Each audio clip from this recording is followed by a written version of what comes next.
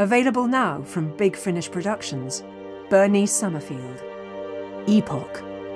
57 years after the year zero came to pass, the winged goddess came to the city of Atlantis. I'm guessing you'll be Ruth, then? Yes, and of course you are Bernice. Praise Poseidon. There have been rumours about you, Bernice. You were our inspiration. Oh, I knew I liked you for a reason, Leo. So we're still on for the wedding, then? Who sent you? That's the trouble. I can't really remember. This place confuses you, doesn't it, Benny? It's been a long time since anyone's called you that, hasn't it? Who the bloody hell are you? Maybe I should ask you the same question.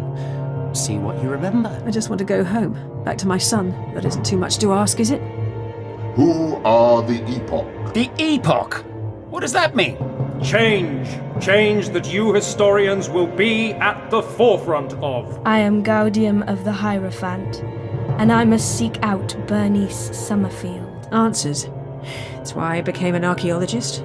Why you became an historian. Ruth too. I know the answers to those and so many other questions.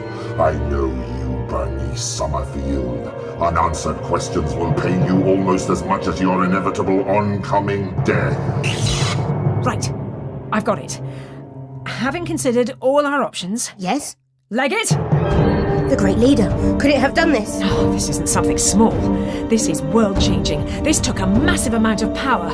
She is close at hand. She now represents a danger to the scheme. Slow down. This is ridiculous. It just goes on and on forever. No way out. The subject has reached the highest level. A Mars police helicar? No way! That's mid-23rd century at least. Huh? What was that? Prepare for the scheme to begin its final phase. She is the one. Excuse me, can you tell me? Get away from the docks! It's coming!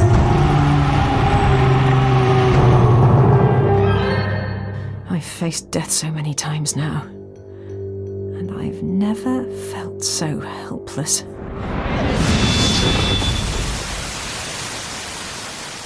Subscribers get more at bigfinish.com.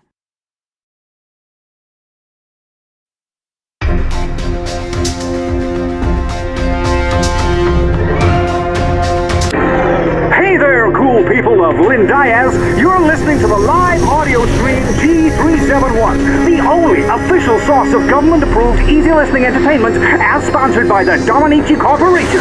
It's the 13th day of the 13th month, and that means just one thing, people. It's time to party!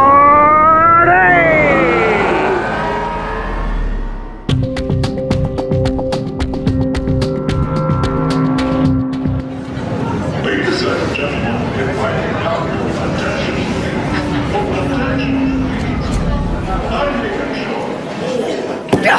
You stupid, malfunctioning, irritating thing! I mean, what was wrong with a good old-fashioned jobsworth-checking passports anyway? Welcome to Lynn Diaz Immigration Control. Place your hand on the scanner and answer all questions truthfully and concisely. If I must. Ow! What the hell was that? Inoculation against prevalent viruses, regulation DNA swab, insertion of citizen compliance chip, process completed. Hang on. Can we just backtrack a second here? Citizen what? The citizen compliance chip carries a record of your good citizen status. Any misdemeanors will be registered as points on your chip. Accrue enough points and this may result in deportation, imprisonment, execution, or extended community service. I think I'll stick to air miles, thanks. Please state your name and purpose of visit within 5 clicks, or you will be issued with a Class 15 misdemeanor. 5, 4, 3... Okay. My name is Kane. All right? Bernice Kane, Professor of Archaeology. Temperature and pulse fluctuation detected. Kane. Clarify. Oh, God, you're sharp. Kane's my married name. Was my married name. I keep hold of it for sentimental reasons. You know how it is.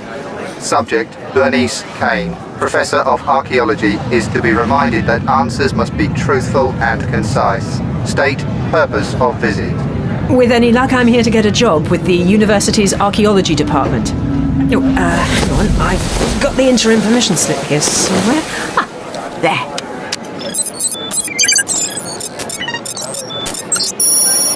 Your credentials are in order, and we wish you good fortune during your stay. Please pass through the green channel. May the beneficiary smile upon you on this, the 13th day. Thanks. It's been a blast. So much for immigration control. I've had a harder time getting into some nightclubs.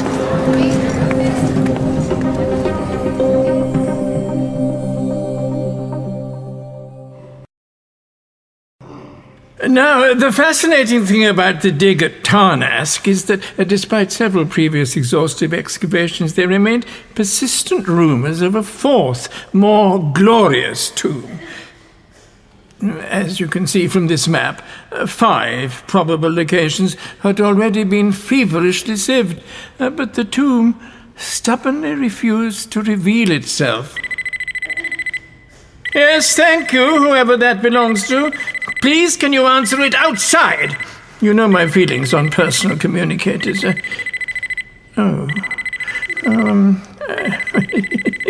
It's actually mine.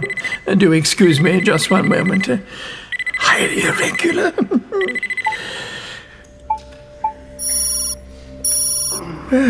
Oh my gosh.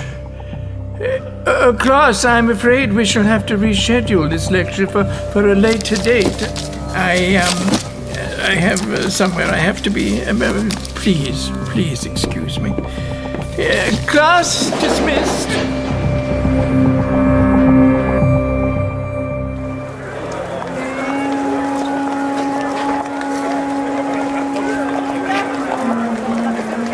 Happy Beneficiary Day! Get your 100% locally made handcrafted effigies here!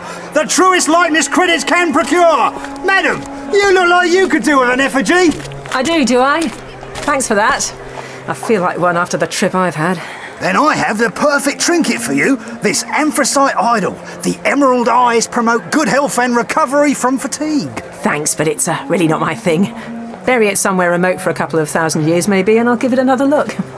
In that case, this one might be more up your alley. It brings good fortune and long life. Perfect if you're planning on hanging around. Really? Long life, eh? You have no idea. Oh, why not? These days I need all the help I can get. You won't be disappointed. Guaranteed to add decades to your lifespan, total satisfaction, or your money back. I wouldn't make any rash promises if I were you. Your little dolls, they all have the same face. I've seen it all over the city. Who is she? You really are straight off the shuttle, aren't you? She, my dear, is the beneficiary, the most respected and celebrated of our icons. And the most lucrative. Right, a local deity. Of course. So what's her particular line in godly goodness? She can be anything to anybody. And once every year, the people of Lindiaz gather to pay our respects through the passing of gifts and tributes to our nearest and dearest. And the likes of me do very well out of it, thank you very much. You're very welcome, I'm sure. And if you could help me with a little extra information, I'm actually trying to get to the university. I don't suppose you could point me towards a transit station, could you? The university? So, troublemaker, eh? I hope not. I'll be working there. No, you don't look old enough. You'd be surprised. Or is that just you trying to get me to take another trinket off your hands? As if I would. So, the university? Yeah. Sorry. You need to take the 4B funnel southbound from Gahalda Avenue. Takes you straight there. Are you okay? Yeah, fine. Only you seem to be packing your stuff in a bit of a hurry. Something I said? Look, you've been a good customer and I like you, so just make yourself scarce, all right? What is it? Something to do with that bunch over there? What are they, police? They ain't no police. They're a commercial rights squad. I'm not exactly trading under licence, see? And if they catch wind of me, well, I'll be needing more than a jade idol to perk me up. Gotcha, right. Well, you best get moving then. Thanks for the directions. You there! Halt! Ratchets, they've seen me. Look, just get away from here. Trader, present your license agreement, or we will shoot. Oh, God. Oh, no. Scanning CC chip. No license agreement logged. Looks like we've got ourselves a rogue trader. Bang him up! Hey! it! There's no call for this. Leave him alone. I said, get off him! Restrain yourself, lady. Unless you want some of the same. If you're involved with a suspect... I'm not. I just... look, you can't just go around beating people in the streets. Oh, there's got to be a law against that kind of thing. We are the law. Give me a hand. Ow! Oh, take your dirty great paws off me. Off-worlder. Barely on the planet for an hour and already in trouble. Force of habit. You've just earned yourself a Class 12 misdemeanor for interfering with an arrest. Consider yourself lucky you're not going with him. Me? Go! Please! No! No! Where are you taking him? What harm is he doing to anyone? You can't just... Oh, great start, Benny. Feet well and truly under the table.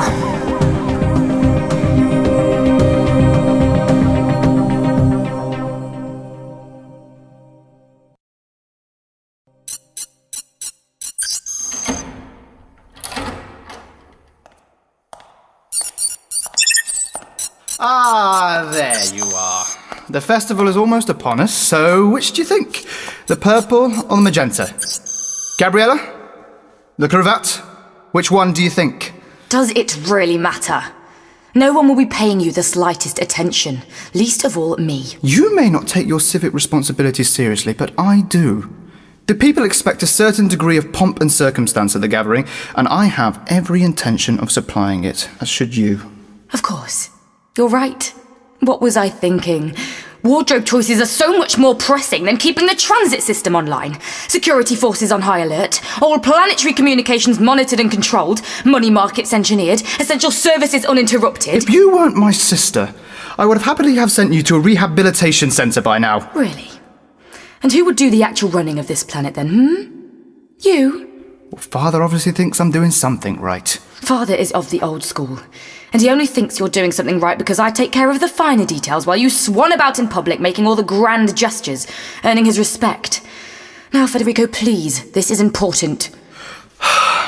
If I'm pictured in the society pages tomorrow looking painfully drab, then I'm blaming you.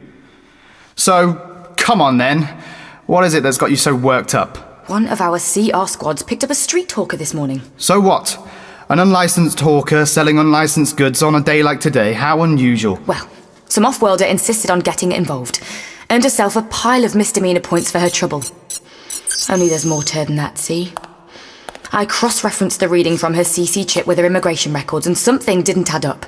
So I checked a DNA swab on the population control database, and it's thrown up a problem. This isn't just any ordinary off-worlder. Look. Paranoia, Gabriella. You're being ridiculous. Oh, but that isn't possible. Is it? Tell me that isn't possible. Possible or not, she's here.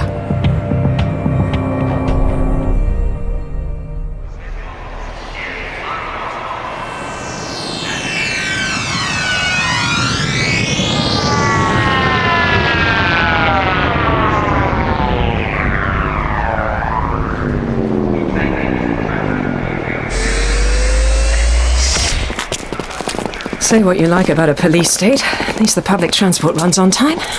Professor? I say, Professor Kane. Hello there.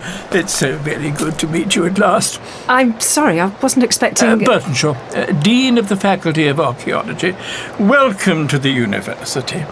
I decided to come down to the station to meet you directly, just in case you were in need of any assistance. Professor Burtonshaw, of course. Hello. Oh, sorry I'm late. I got held up in town. Oh, call me Harry, and please think nothing of it. You're here now, and that's the important thing. Now, come along. I have tea and biscuits in my study with your name on them, and don't think of this as a job interview, more a meeting of minds. Now, this way. Oh, okay.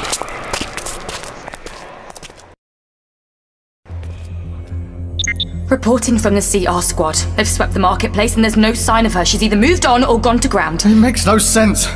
Why here? There's nothing at the prime location that would lead her to this quadrant. Has she come for us, do you think? To kill us? Stop panicking. I need time to think. She's too dangerous to be left out on her own. There's no telling what she might be up to. You heard the stories. What if Father finds out that she's on the loose? If she doesn't kill us, he will. Father doesn't need to know anything about this. As far as anyone else is concerned, we're simply looking for a suspected insurgent. Have you checked the security cameras? Of course, but it'll take time to examine the footage and trace her movements. What about the street trader they picked up? The one she tried to help? Maybe he spoke to her. She might have said something to him, giving away her true intentions. Maybe you're not as useless as I thought. CR Squad 7, please escort your prisoner here. We'd like to have a little conversation.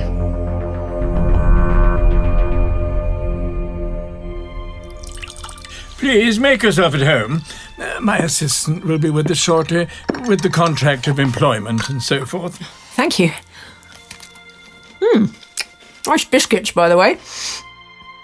Did they stick this beneficiary's face on everything? Oh, there's no getting away from her at this time of year. Boiled sweets, air fresheners, even toilet paper has her noble visage smiling sweetly up at you. Classy. Now, why don't you start by telling me a bit about yourself? A resume can only convey so much. Would you believe me if I told you I'd spent most of my life travelling through time, battling alien despots and thwarting evil forces across the universe? Given some of your references, that's not quite so hard to believe. If only my life were so glamorous. I spent most of it in a trench knee-deep in mud, with only a trowel for company. My father was an archaeologist too, so I guess it's in the blood. Oh, good, because I'm looking for someone with just that level of expertise to lead a very special dig in the Southern Territory. Indeed, you could just be the only person for the job. Really? The job spec was a little vague. Something about the burial site of an ancient legend or something? Necessarily circumspect. I've made a discovery which I believe to be of unique historical importance, something which must be protected at all costs. So much so that, following the advice of my assistant, I've been looking to staff the venture entirely with off-worlders. Don't you have a ready supply of cheap student labour? They must have loans to pay off. True, but my discoveries could prove contentious, and not least at this time of year. You see, I'm certain that I've discovered the final resting place of the beneficiary herself. A site so important both historically and culturally that if the specific location of the Summerfields would be revealed, well, I'd fear for its safety. The what? The summer what, sorry? The Summerfields, site of the beneficiary's final battle against the forces of darkness. Her burial site. The beneficiary and the Summer Fields. I see. Are you familiar with the legend? You could say that. Look, I don't mean to be rude, Professor, but why are you lying to me? What the hell is going on here? That will be my assistant now. She'll be able to explain everything better than I'm quite sure. Come in, Miss Leonidas. Hello, Benny. Oh, my... Ruth!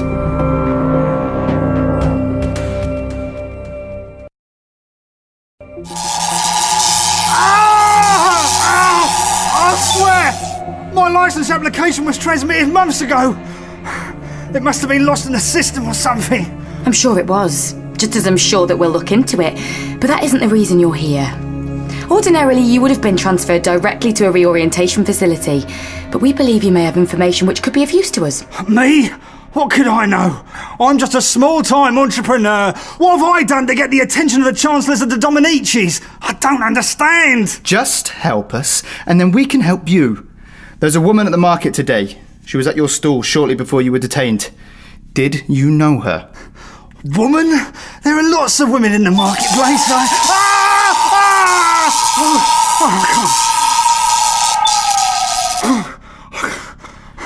Sorry.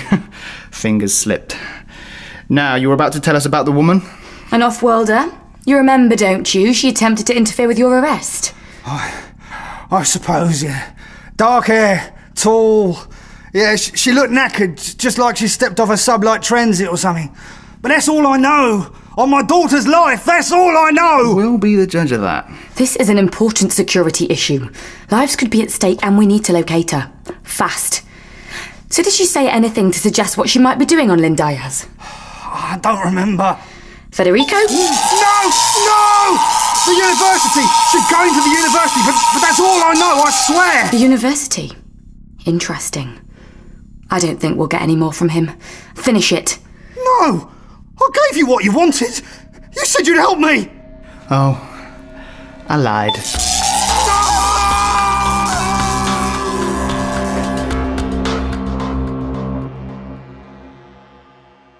You took your time. I thought you were...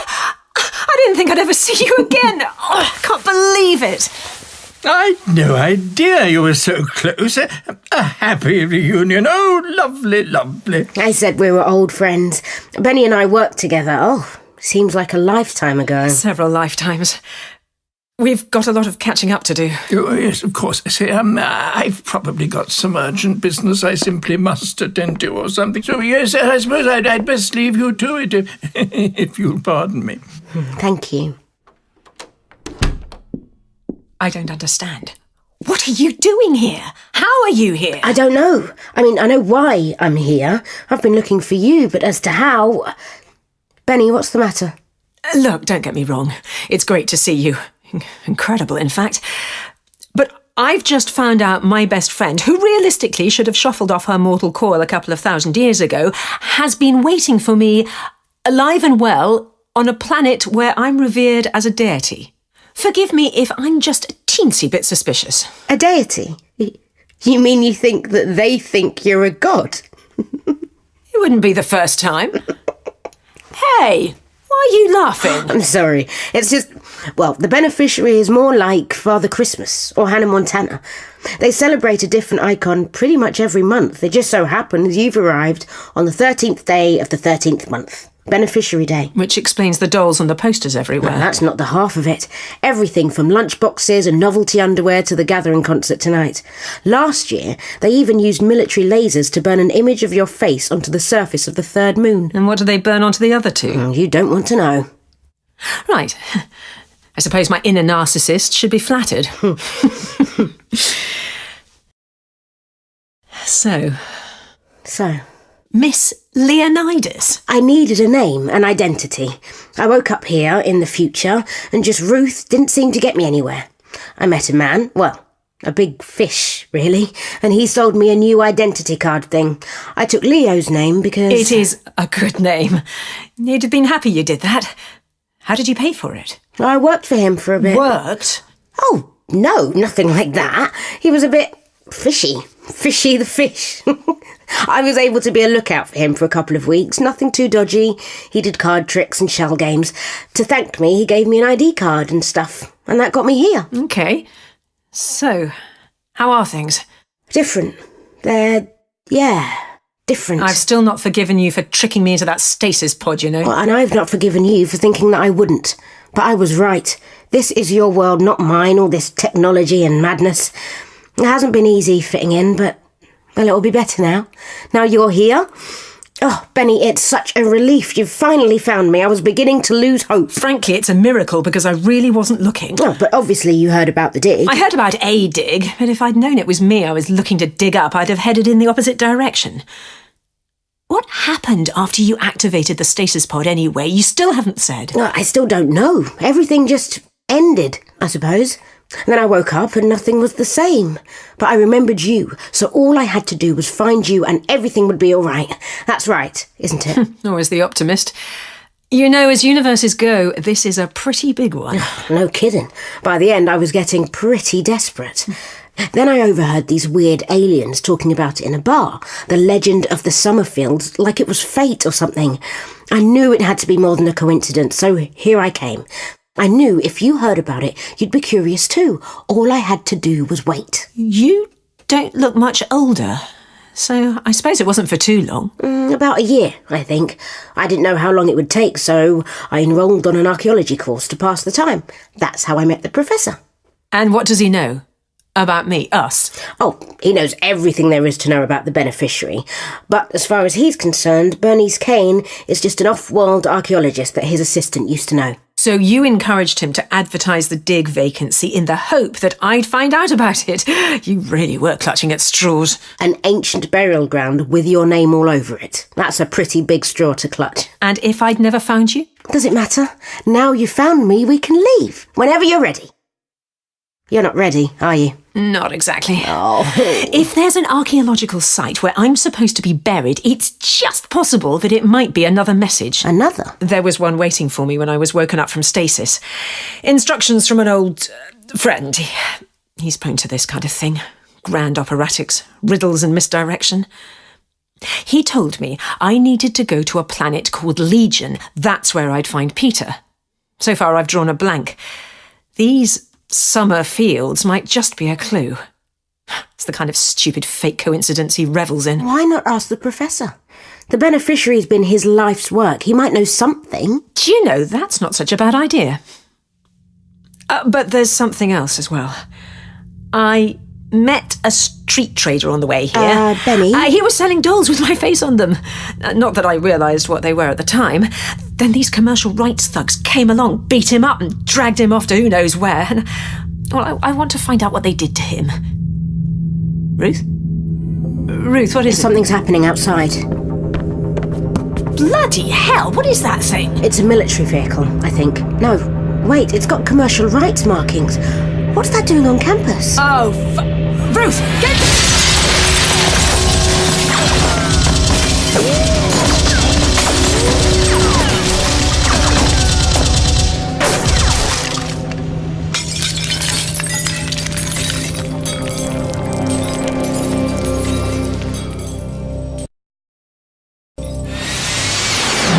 Down! Okay, we're okay. Transmat beam. Your stomach will stop doing backflips in a couple of seconds. Seems someone's been watching over us, Ruth. Ruth?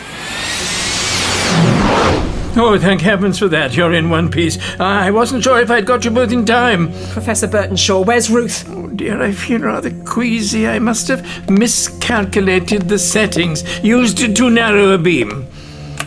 Interdepartmental transmit for the sole use of senior members of academic staff. The university spans half a continent, you see. It can be an absolute bugger getting to lectures on time. That gunship looked like it meant business. If Ruth is still out there... Professor! I know. I'm attempting to access the university's security network. Oh, if the cameras are non-operational, I'll have to switch to a wider shot. Oh my God. Is that... My office and personal quarters totally obliterated. Oh, poor Ruth. I'm so sorry, Bernice. No, I don't believe it. I won't. We already lost each other once. I'm not going to lose her again. Transmat me back there, Professor, right now. No. I wasn't asking. I know, and I'm sorry, Professor Summerfield, but no one could have survived that carnage, and I will not allow you to go back there. It's too dangerous. You're too important. Wait a moment. What did you call me?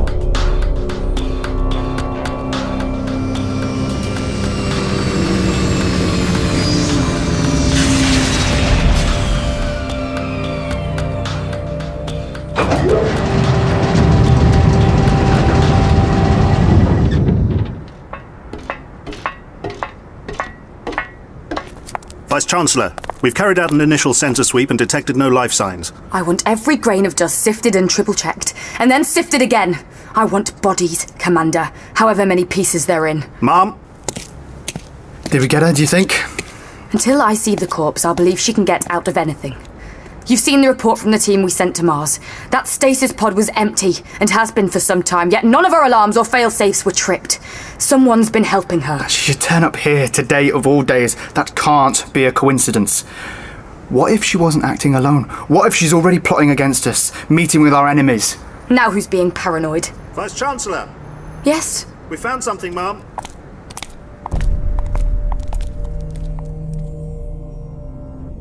Amazing.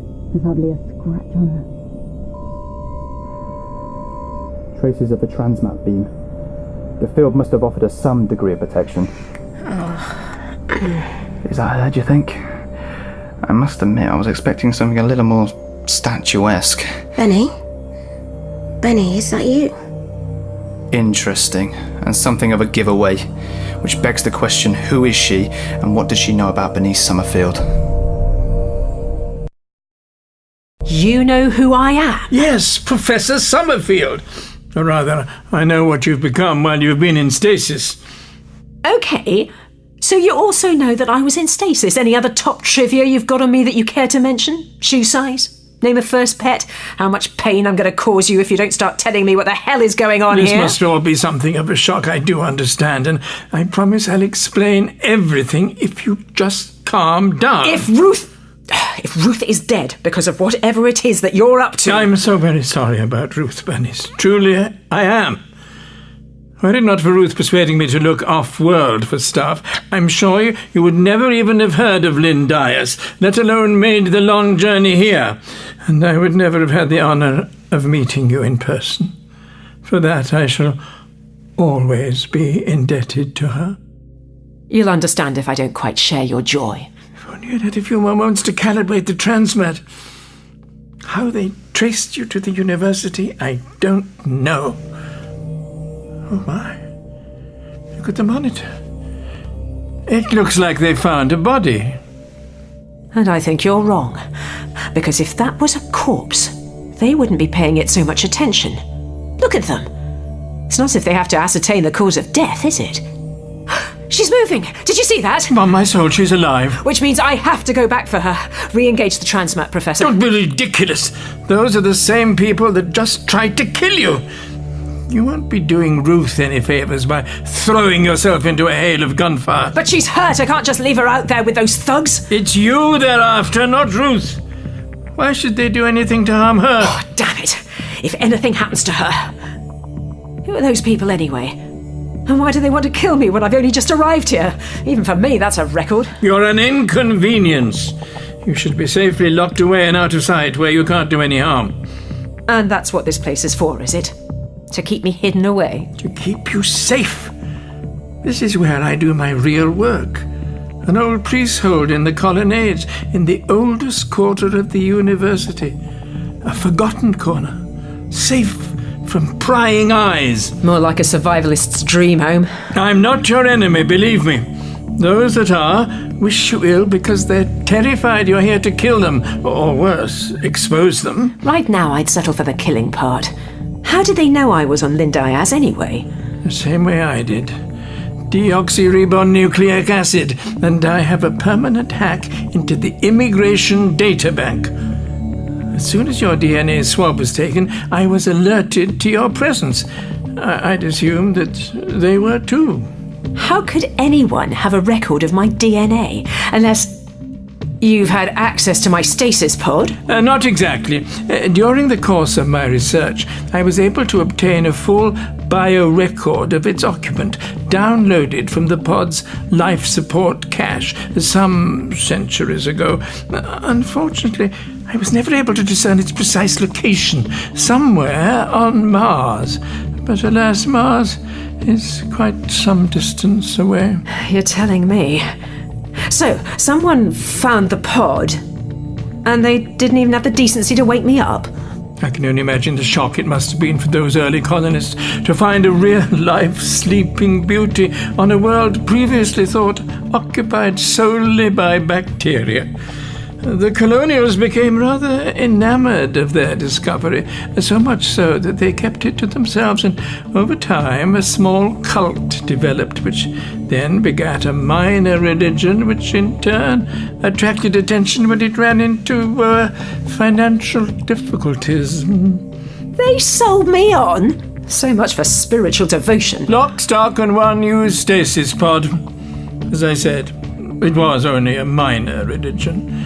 But that's what the Dominici specialized in, collecting forgotten icons and rebranding them. And it's these Dominici that have got Ruth? It is. Can I assume young Ruth hails from the same ancient times? Jury, my work on the subject has earned the university a great deal of financial backing, some of which I've been able to siphon off to fund my real research. The legend of the Summerfields has been a mere cover story. My real focus has always been, well, you.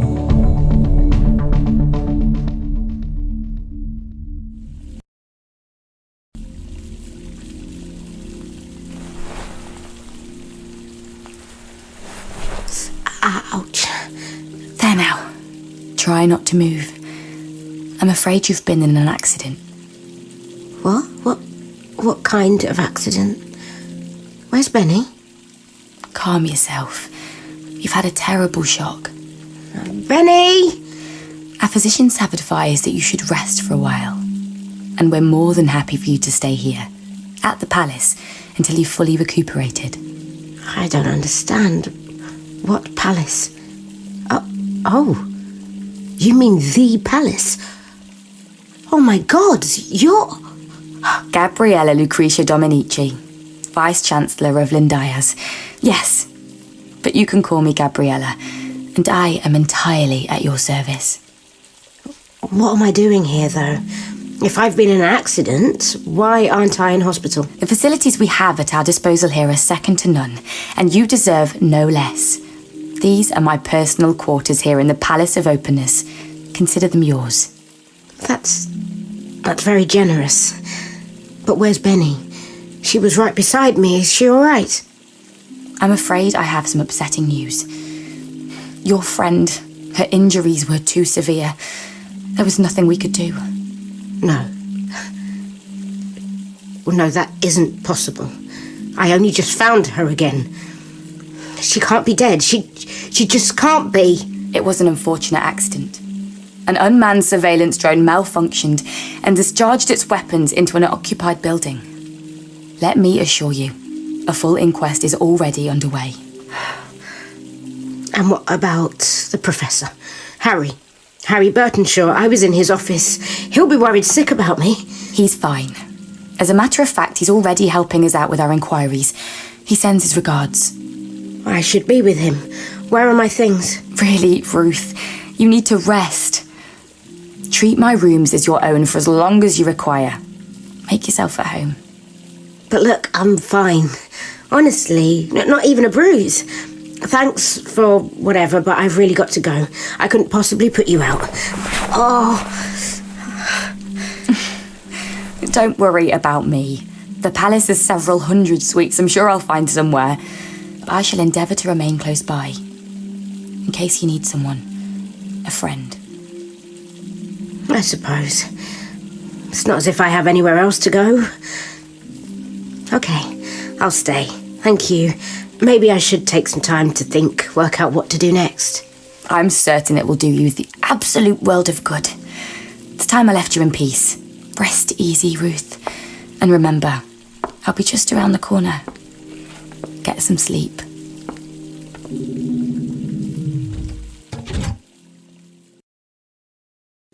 I've spent a lot of time researching Mars history, Professor, and I think I'd have noticed if my name had come up somewhere. So how come I've never heard of this religion?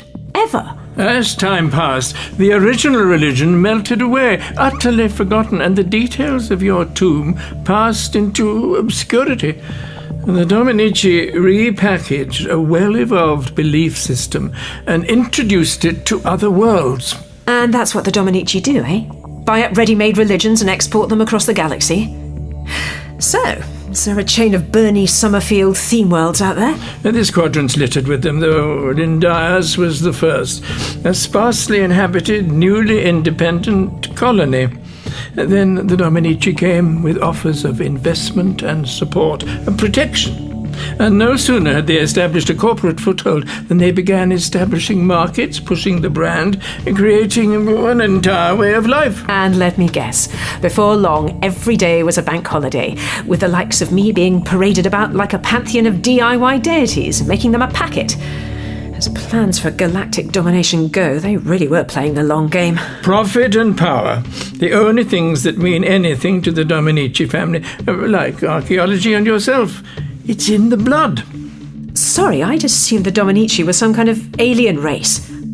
Are you saying it's a family business? As in, family with a capital F? As far as their official history is concerned, their success is down to nothing but sheer hard work. The original Dominici ran a small import and export business in Naples, on old Earth, as the planet's ruling family. Few have challenged them, and any that did were quickly silenced. I don't know. None of this is my fault.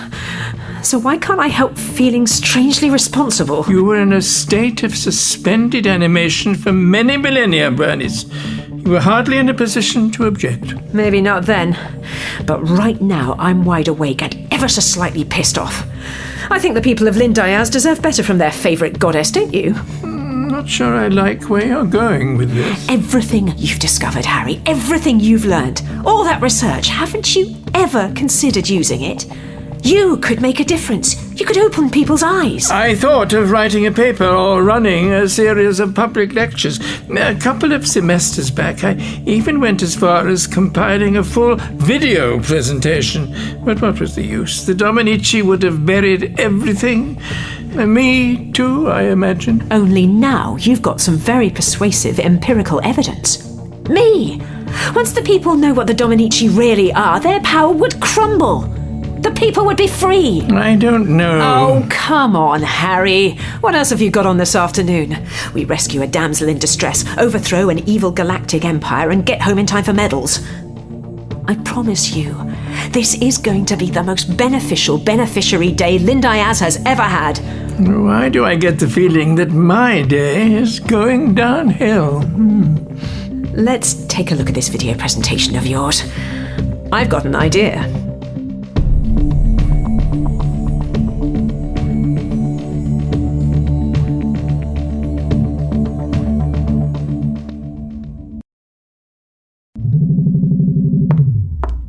Anything? Your new friend certainly seems uneasy. She hasn't settled since you left. Look how she's pacing about like a caged liger. It's hard to know if she believed a thing I told her. Still, she didn't bat an eyelid when I mentioned Summerfield's real name, so we can be pretty certain that they're more than just acquaintances. If you ask me, what she needs is a bit of company. She is such a pretty thing. Perhaps I could just... Federico, no. It's essential that she places her trust in us. Then we can use her as bait to draw our enemies. Enemies? Plural? Who are the others? Professor Harold Burtonshaw, I think. We always assumed he was one of the less dangerous minds at the university. He's published several papers on the beneficiary over the years, interpreting myths, journals on excavations of Lindia's archaeological sites, that kind of thing. Do you want me to tell him he's been digging in the wrong place, or shall I? He was never a radical. He's never been political or associated with known enemies of the state. If anything, his work has cemented the legend of the beneficiary in the public consciousness. So why she turn to him? Why now? Perhaps Summerfield knows less about her legend than we have given her credit for. If Burtonshaw is such an expert, then she might have tracked him down to get some answers. Maybe she's not coming for us at all. I'm sure an assassination attempt will have refocused her attention. I have a suspicion we may have been a little bit hasty. Then we can use the girl as protection. If Summerfield does come looking for us, then we have her friend's life as a bargaining chip. In which case, we'll take her with us to tonight's celebration. Just in case.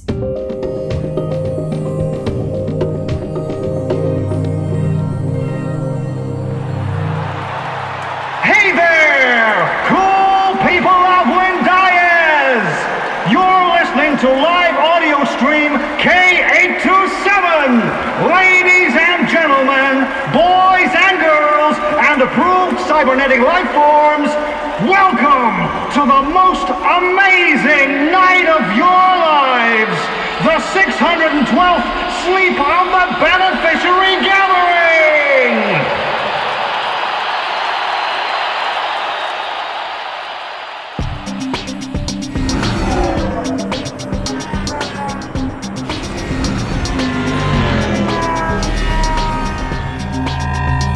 So, the plan is this.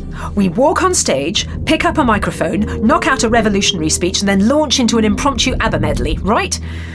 Let's hope I don't get stage fright. You do realise I have absolutely no idea who or what an ABBA is? Quelle surprise. Now, you're sure the Dominici will be there? Oh, I'm certain of it. The Sleep of the Beneficiary Gathering is the single most important date in our calendar, today at least. The Dominici's presence will be expected. Good. If I'm right, they'll be keeping Ruth close by. By now, they must know I wasn't killed at the university, so they won't let her out of their sight. Not if they've got any sense. Let's just hope they're not waiting with a legion of trigger-happy troops. The eyes of the entire planet will be focused on that stage tonight. If there is one place and time in the universe to reveal the truth, it's there. The Dominici wouldn't dare compromise themselves so publicly, and not with all their other businesses at stake. It's no offence, Bernice, but compared to all their other schemes, you are just small fry. And we're through security. My friends on the Students' Union provided me with the relevant authorization codes. As far as the stage crew is concerned, we are finalists in the Beneficiary Tribute Act. Good job I didn't have to get through the audition stage. I'm not sure I'd live up to my own reputation.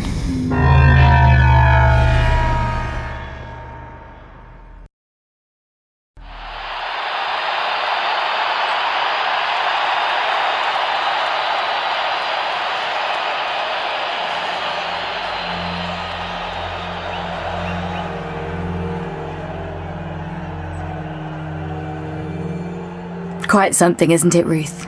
100,000 people in this stadium alone. And who knows how many more watching on visualizers, all coming together in celebration of the beneficiary. I don't think Benny would have approved of all this. The people love the beneficiary more than any other icon. They flock to her like so many sheep. So easy to control. Vice-Chancellor, have you ever lost someone close to you? Me? No one that matters. I come from a very large family, but we're not close. Not by any means.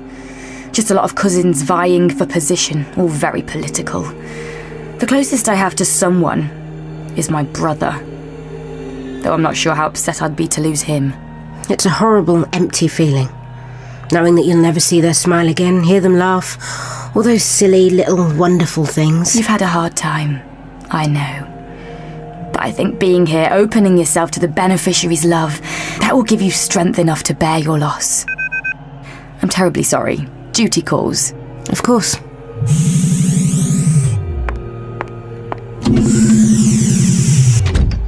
Come on, Benny. I know you're still out there. Somewhere. Anything? All audience members are accounted for and CC chips verified. Checkpoints report no attempts of unauthorized entry, so unless they've found another way in, I think we may well be in the safest place on the planet. What about the stage doors? Have all the performers and crew been verified? Why is it me who has to do all the running around? Because I don't trust you alone with the girl, that's why. Now be a good brother. Find the stage manager and get me confirmation. Of all the cults in the entire sodding universe, our forefathers had to dig up a god who actually did come back. Here, you should put this on. It's the traditional garb for the Beneficiary Tribute Acts. Oh, come on. Look at the padding. No one has shoulders like those. It's not the shoulders, they go at the front, like this. Yes. They had some funny ideas about me, those Martian colonists. Actually, my research has always suggested that this particular variation of the costume was voted for by the general public. The Dominici marketing machine in action. Sex sells even in the 27th century. The tributes are an order unto themselves and very highly regarded in religious circles. Think of them, we'll recognise you. Right now, I hardly recognise myself.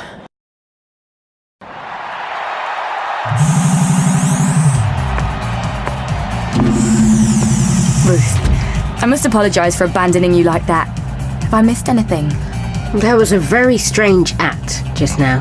Jugglers. Or at least I think that's what they were.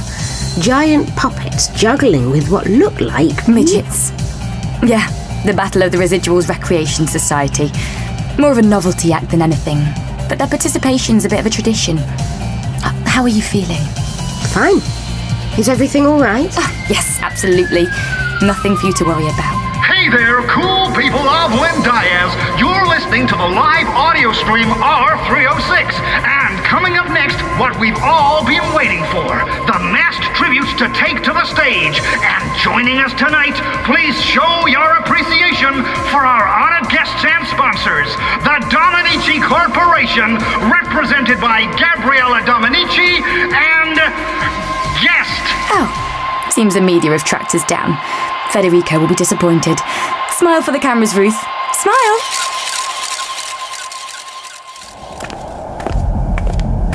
Hurry up, Harry. When this act finishes, it's time for the tributes. That'll be our one and only chance to get on stage. I am hurrying. I'm not as young as I used to be. Oh, why couldn't you have turned up 20 years ago? Don't blame me. I didn't set the alarm. Right then. According to these venue schematics, the media village isn't far away. I'll just need a few moments to upload my presentation. It's still a bit rough and ready, I'm afraid, though. If we use the mass tributes as cover to access the main stage, I can activate my presentation and we can hijack the whole event. Now, what do you think? I'm not convinced we're going about this the right way. I mean, I'm dressed as a beneficiary tribute act.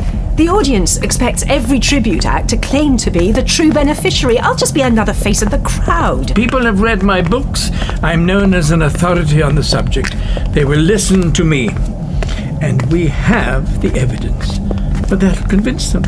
You will convince them. Unless they don't care if the beneficiary is real or not. And if that's the case, why are they going to listen to an old professor and a woman dressed in a padded bra telling them otherwise? I guarantee that padded bra will get the attention of at least 50% of the audience. The whole thing was your idea, remember? You can't back out now. Besides, the play-out area is just through here. Now, come on!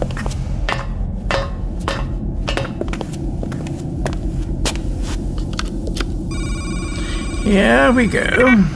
Uploading. Wow. That is some crowd. Is this the feed people are watching at home? The live DJ's feed, yes. Everyone will be watching. And once we're on that stage, all I need to do is send the transmit signal, and the broadcast will be interrupted.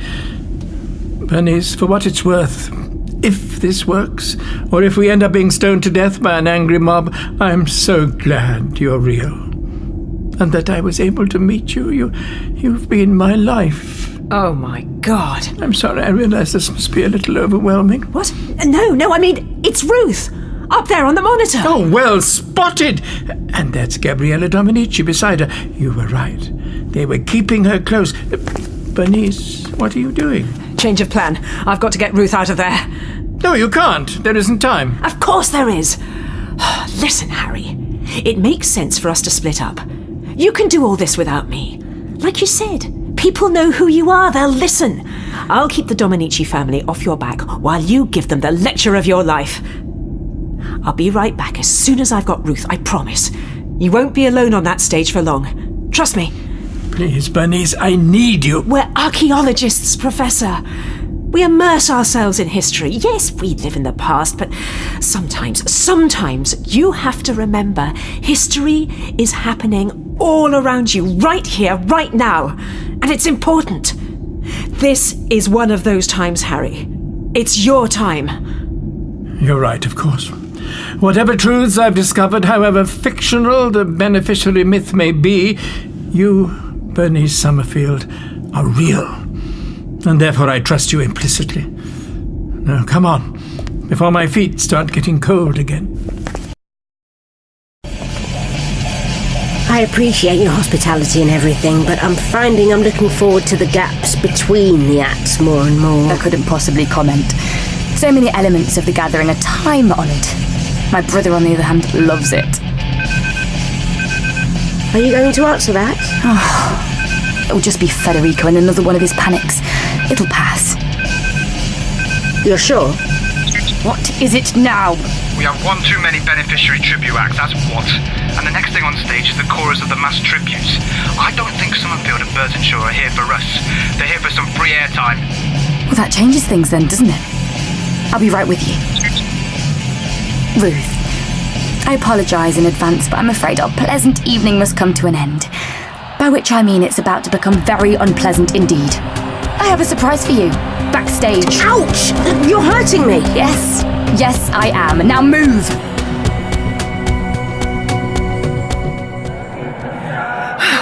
Oh, what the hell is that racket? That, my dear, is the mournful overture of the massed tributes.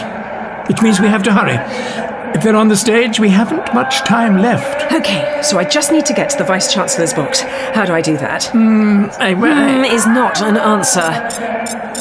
According to the schematics, It should be just up there, just to the right-hand side of the stage. And we're on the left. Great. No way across without being seen. Well, actually, there is. You can go through the prop store. It goes underneath the stage, right through to the other side. You see, no one will notice you. Works for me. Right. This is it. Good luck, Harry. Break a leg. Well, I hope that's all that gets broken. I must be insane. You'll be fine. Mwah. Oh, I see. Where the hell are you, Gabriella? I found them, but they've split up before I could get to them. Summerfield's headed in your direction. I was moving as fast as I could, but young Ruth here had other ideas. I've had to convince her that cooperation is in her best interests. Well, get a move on. Summerfield's heading through the prop store. If you hurry, you can head her off on the other side. I'll go after Burtonshaw. Leave him. He's not important. Follow Summerfield. I knew you were lying when you said Benny was dead. Yeah, but you will be if you don't get up. You don't get it, do you? Benny's alive. So if you've been using me as bait, you've made a big mistake, because now she'll be coming for you. Well, actually, that was the general idea. Yeah? Well, she'll have to wait her turn. Catch you later. And we're back! Cool people of Lindias, you're still listening to live audio stream R306, and... Excuse me, coming through, I'm terribly sorry. Oh, I am sorry, sir. Whoa, little fella, where do you think you're going? This is a live broadcast! Oh, crikey, well, you see, I really do have to get through. It's urgent. I'm from makeup. Of course you are. That's why you're interrupting the coolest show in this quadrant. No, really, look, I have the necessary laminates and everything. I'm working for the tribute, so it's imperative that you let me through. Now, right now. You're doing their makeup? I may not look it, but I'm a dab hand with the lip gloss. Please, they're almost on. Cool. Dude, when you're done, come back and can we interview you about mixing with the stars and celebs, yeah? No? Go on. Oh, thank you so much. Anyway, groovy people of Lindias, back to live audio stream R306.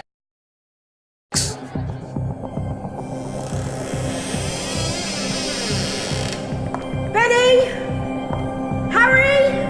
Ruth! Benny! Oh. Is that you? Of course it's me. Oh, I was just coming to get you. You have got to stop doing this to me. Yeah, reunions are becoming a bit of a hobby. Sorry, but I've got to ask, what are you wearing? This? It's a new look I'm working on. I call it blimp chic. You're right. Did they hurt you? Don't worry, I scored a few points back. I managed to ditch them, but they won't be far behind, so we've got to get out of here quick.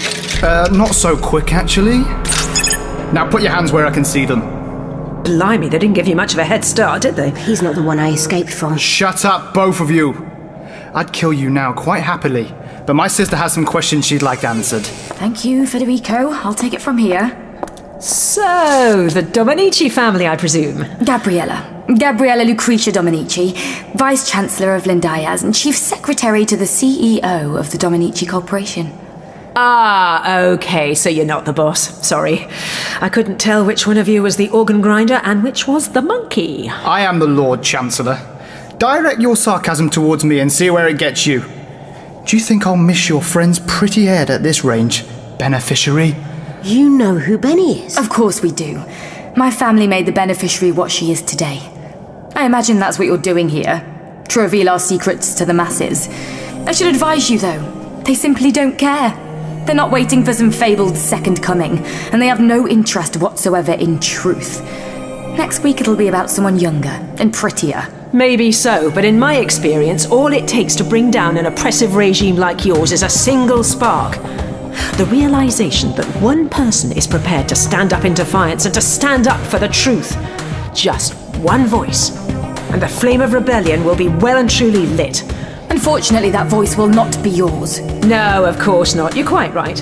I mean, I might make some difference. I am the beneficiary, after all. But then again, I'm just the face on 1001 party balloons. It's a local voice that will make a real difference. Someone who knows what they're talking about. Harry. Burtonshaw? That old fossil? He's no threat. Oh my god. Gabriella, you said he isn't important. Gabriella! Excuse me? You hear that? I can't hear anything. You should do, shouldn't you? The mass tributes are supposed to be droning on for another hour, aren't they? Something's happening up there.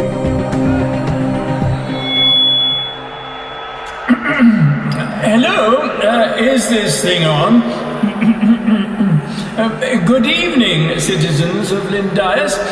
My name is Professor Harold Burtonshaw, and I'm the Dean of Archaeology at University One. Those of you with an interest in history may recognize me as one of the foremost experts on the beneficiary, a figure of great importance in our society, whom we all love and worship without exception. So it is with great sorrow that I must tell you today that the beneficiary does not exist.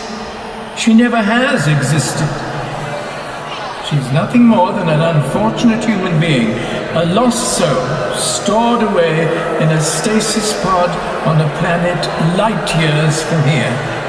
She has never been to this world. She does not belong to us. And I tell you this as a lifelong believer, as someone who has made it his life's work to explore her legend and celebrate her legacy. Yet my extensive research has led me to uncover secrets that undermine everything that we, the citizens of Lindias, have been led to believe by the Dominici family. This de facto royal line that has kept us in our place, blinded by dogma and artificial belief, so enthralled by spectacle that we've never stopped to question the authenticity of our own history, or indeed their right to rule.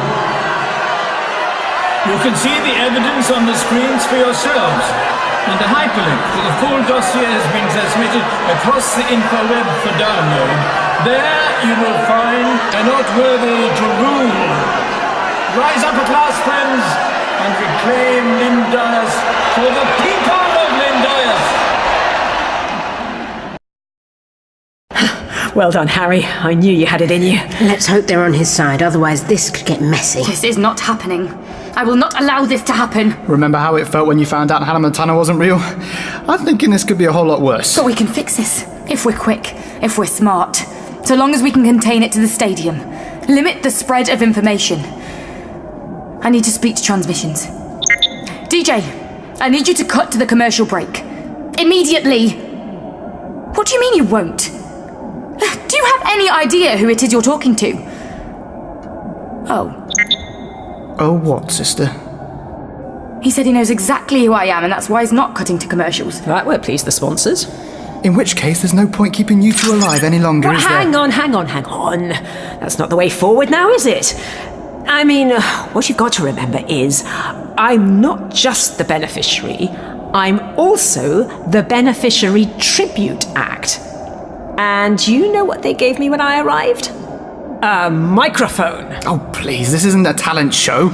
Yeah, but what would happen if it was turned on? This whole conversation would be broadcast everywhere, system-wide. In fact, how do you know I'm not already broadcasting? So you're proposing some kind of deal? Well, what is it that you want? The pair of you are in enough trouble already, but I'm sure you can find a way to spin yourselves out of it. You kind of always do.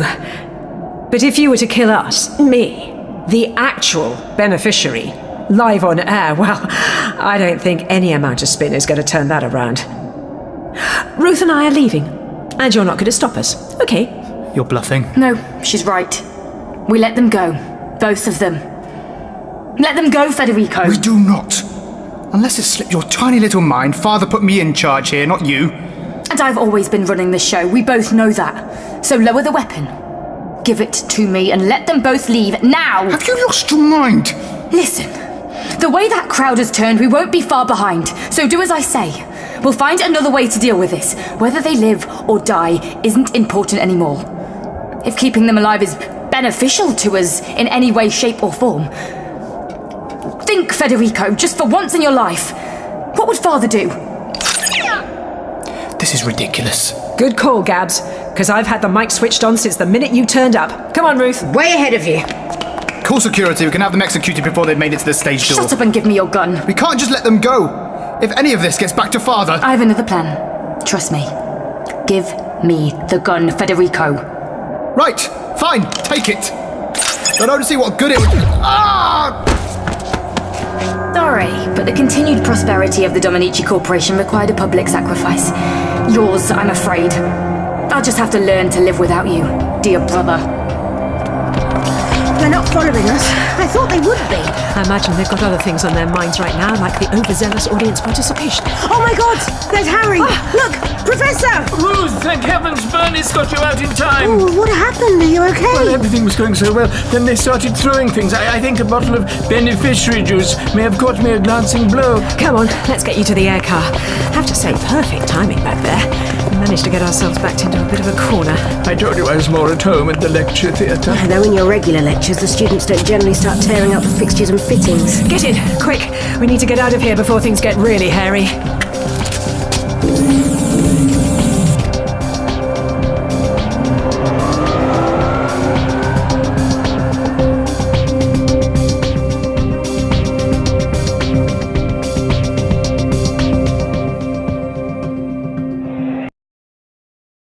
Sorry, it's the best I can do with the med kit. You need to see a doctor, get that seen to properly. The whole planet's gone mad.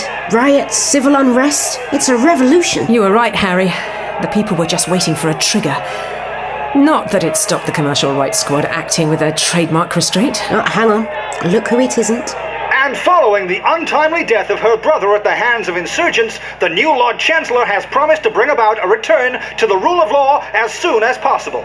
I will not rest until those responsible for the vicious murder of my dear brother Federico have been brought to justice. An order has been issued for the detention and summary execution of Professor Harry Burtonshaw and his followers. Investigators have confirmed that this man has suffered a history of mental illness and delusional behaviour, and the Dominici Corporation can assure all citizens that his facts were based on nothing more than lies and fantasy. That's quite enough from her. Lies upon lies upon lies. Looks like you've become a revolutionary after all. I've got a feeling your career in higher education may be on hold for a while. I'm sorry. This all started as an academic study. Now people are fighting, dying because of me. No, because of the Dominici. This was never just about uncovering the truth. You might not have admitted it to yourself, but deep down you knew that this could happen. And it would have. One day, no matter what. It seems my life has been set on a new path, whether I like it or not. Perhaps this was always my destiny. My part in the grand plan? Well, I'm proud of you. You've started something. One day, you'll be the legend they celebrate. The fight is only just beginning. I shall make sure people recognize the part that you have played in it, both of you. Actually, can we just leave me out of it altogether? I think I'd rather forget the beneficiary ever existed. Besides, I have places to be. Oh, I'd rather hoped you'd stay. As an outlaw, I could do with your support. As an outlaw? You could always come with us. No, I started this. I have to see it out. I can't just run away from history now it's started. Are you sure you won't reconsider? I'm sorry, but I really have to find someone. A grand plan of my own, or someone else's. I'm sorry, I don't quite follow. It's her son, Peter. He's lost on a planet called Legion, yeah? Legion? You've heard of it? Yes, of course. My first dig at the Summerfields, several decades ago now, I found an object absolutely covered in glyphs, none of which I could decipher, but there was a single phrase, a warning, etched into the base. It said that all those seeking Legion sought out death. Sounds about right. Sounds like fun. And if Peter's there, well, I don't exactly have a lot of choice. At least now I have some idea what it's like. We better get a move on then. Hire a shuttle, get back out into space, start working our way across the quadrant. We? Yes, Benny, we. Okay. You and me, Ruth. Fighting monsters, righting wrongs, facing almost certain death on a daily basis. I can't wait. Great! Because this is going to be one hell of a road trip.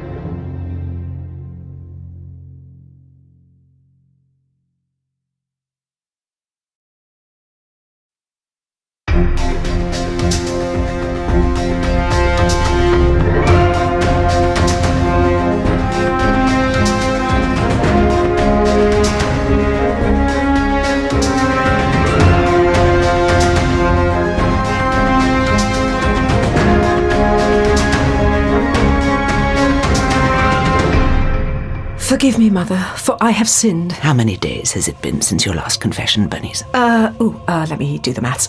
14? 14 days is a long time between confession, child. No, more like 15,000. Days? 15,000 days? Give or take. I see. So, begin at the beginning. The beginning, of course. School? Yes. Well, I didn't really like school. Wasn't very good at it. All those lessons.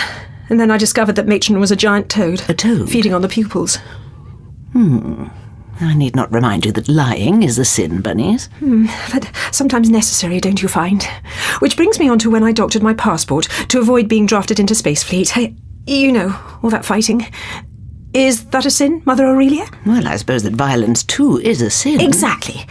Except when you're drunk, of course, and can't really be responsible for your own actions. Oh, no, Bernice, drunkenness is a sin also. Oh, yes, I suppose it would be. Except when... No, Bernice, drink leads to wanton behaviour and lustful thoughts. True enough. Still, no more wanton behaviour for me these days, eh, Mother Aurelia? Not now that I'm a nun. A novice, Bernice. Novice, nun, whatever. Oh, you do vex me, Bernice. I know Archbishop Quogthorne well, and I know that he would not have recommended you for our choir unless he was quite certain of not merely your singing ability, but also your utmost devotion to our Lord. No, he wouldn't. But so far I have seen very little evidence of either. Are you quite sure that the path of... Oh, my goodness. Is that bad? It's certainly not what we want when Bishop Synesius is due on board at any moment. Ship computer, report. Emergency reported on deck 42, section 12. Dear me, the dormitories. We must hurry. Do you need a push? Not so fast. You told me to hurry. Oh, hurry with decorum, dignity. Whilst your enthusiasm is entirely commendable, I left here. Left. Whoa there. Oh, Sister Bernice, I am a nun, not a horse. Which way now? Through those doors. Doors! Stop!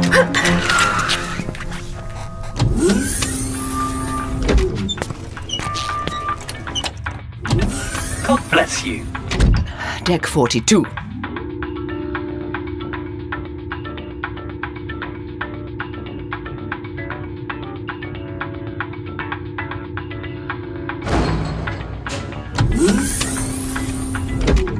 May God go with you.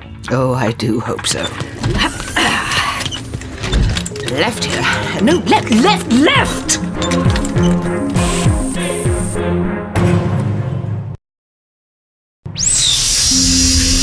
God bless you. Who sounded the alarm? It was me, Mother Aurelia. I just found Sister Caitlin like this. Like... Oh dear. Oh dear me. Is she dead? With her own prayer beads, look. Oh, how awful. Poor child. How did you find her? I came back to the dormitory after morning prayers, and she was like this, on her bed, strangled. Sister Marianne, isn't it? Yes, Mother Aurelia. Here, take my handkerchief. Better? Yes. Good. Now, listen to me, Marianne. Whilst this is very upsetting for all of us, we mustn't rush to any hasty conclusions. Conclusions? We don't know that she was strangled, do we? More likely the poor girl took her own life. With her own prayer beads? Do you also suspect foul play, Sister Bernice? Well, You clearly have a fanciful imagination, sister. But on this occasion I suggest you keep it to yourself, for we don't want to cause panic amongst the order now, do we?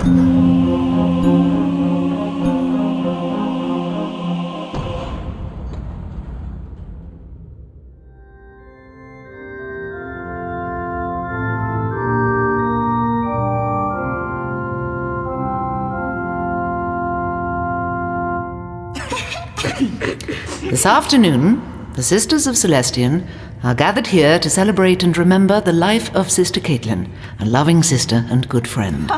And good friend to many of us here today. Sister Marianne will now lead us in prayer. Lord Celestian, giver of all things, today we thank you not only for Caitlin's life, but also for the countless lives that she blessed. Rubbish. Who said that? Benny, why do I get the feeling Sister Caitlin wasn't all that popular? A meddlesome, interfering busybody. Not my words. Not a very charitable lot, are they? As we gather here today to remember and celebrate her life, may your glorious and eternal light shine upon each one of us. In Lord Celestian's name we pray. Amen. Amen. Amen. Now we entrust the earthly remains of Sister Caitlin to you, Lord. Goodbye, dear, sweet Sister Caitlin.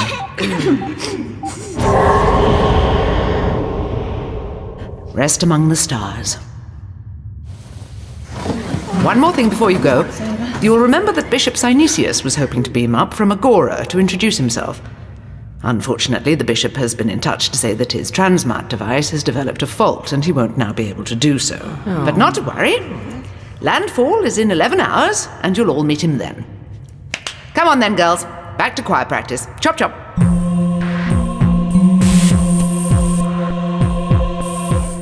Do, re, mi, fa, sol, la, ti, do. Do, re, mi, fa, sol, la, ti, do. No, listen, it's do, re, mi, fa, sol, la, ti, do. Do, re, mi, fa, sol, la, ti, do. I can't do it. Yes, you can. Can't I just stand at the back? No, Ruth, you can't. I'm not sure Mother Aurelia believes we're nuns, despite the glowing reference from Archbishop Crogthorne. That faked glowing reference, you mean? Well, I'm not sure I believe Mother Aurelia isn't a murderer. She'd hardly be top of my list of suspects. She was with me the whole time, and she's in a wheelchair. Then why was she so keen for you not to tell anyone? I don't know. Now, again. These robes itch. Why nuns? You know why.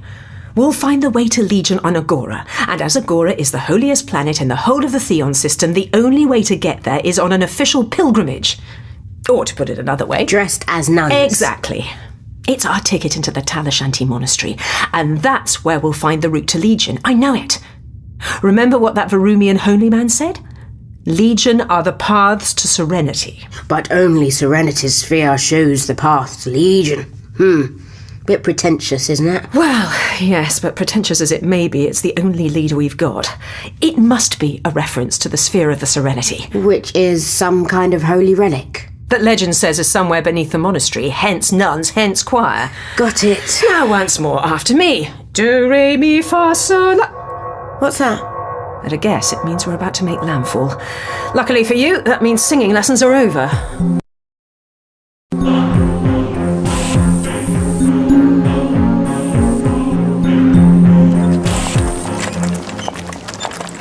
Come along, sisters. Keep together. Here we are. The final resting place of the sacred Saint Celestian and the birthplace of our order. Talashanti Monastery. I have to say, I'm very impressed. I'm glad you appreciate it, Sister Bernice. And the building next to it is the convent of the Blessed Father, where we will be staying. A what? The rather small, shabby building with no windows. Yes. It's not quite as impressive, is it? And nor should it be, Sister Ruth. Talashanti Monastery is the most sacred place in all the 12 galaxies, a place of quiet contemplation for thousands of... Hello, ladies. Are you referring to us? Talashanti Snow Globe? Snow Globe? Yeah, to commemorate your visit, like. This is not a visit, young man. It's a pilgrimage. Yeah, pilgrimage. Even better. Talashanti necklace. Oh, no, you've already got one. My girls have all they need, thank you. Our order does not allow icons, avatars, or any other forms of idolatry, bar simple prayer beads and... Sister Hetty, put that item down. The Saint Celestian action figure. Good choice, madam. It's one of our most popular... That will do. Come along, sisters. Tell you what, I got just what you need. In this box, only Saint Celestian shinbone. Good day, sir. What an appalling man. I feel quite soiled. Ah, Bishop, thank the Lord. Mother Aurelia, delighted as always. Girls, this is the most reverend Bishop Synesius. Well, and is this your flock? Oh, I swear they get younger and more fetching with each passing year. I'm sure you do, Bishop. I must say the monastery is looking very fine this year. Have you been undertaking repairs? Oh, just a few alterations to the east wing, that's all. Bring it into the 27th century. The East Wing? That's the Bishop's Palace, isn't it? Yes. Yes, it is. One has to start somewhere. And the convent next door could do with a bit of attention. Never fear, sister. It's on our list. Somewhere. How can you afford all this work?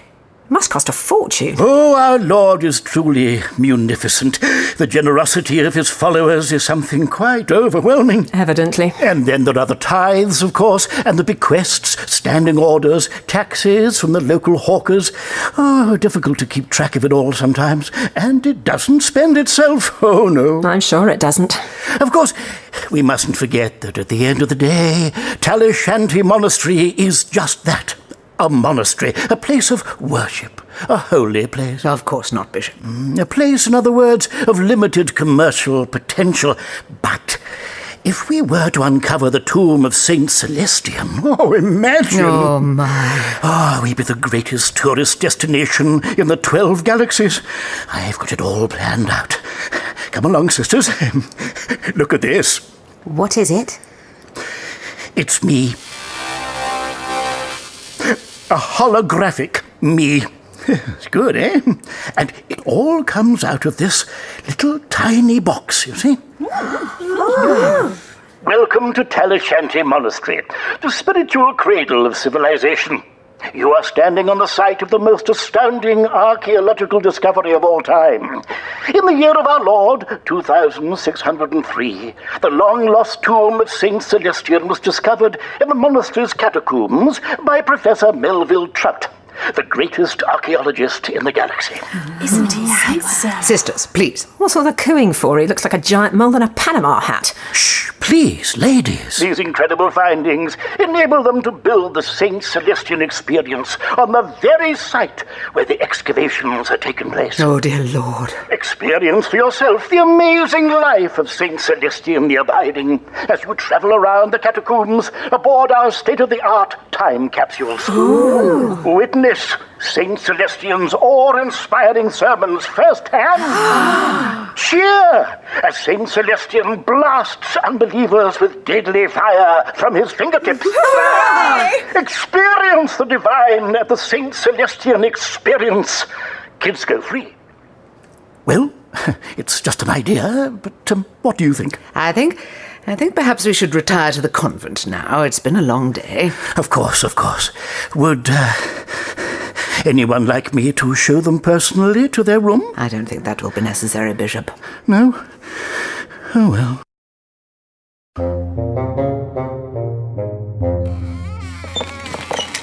This is where you'll be sleeping, girls. Take a bed each. It's very Sister Bernice. I wouldn't know. He may well be very highly skilled in his field, but that doesn't alter my opinion of this excavation. I take it you don't approve, Mother? I have no objection to excavating the catacombs beneath the monastery, Sister Bernice. That we may, perhaps, learn more of Saint Celestian is no bad thing. But the fact remains that Mr. Trout is, in my opinion, more interested in the pursuit of fame and adulation than of knowledge. His tawdry self-aggrandizement is hardly appropriate for such a sacred site. Don't worry, Mother Aurelia. I'm sure Professor Trout will treat the tomb with respect. Well, he hasn't found it yet, and perhaps it's best he doesn't. What do you mean? I'm sure the Bishop will be happy to explain. He wants to give us all the guided tour after supper. You'll all know, of course, that the monastery was founded by Brother Talishanti himself over 80 generations ago. 2,000 years? Wow! Would it have killed him just to say that? Even then, the precise location of Saint Celestian's tomb was long forgotten. But Brother Talishanti was a man of vision.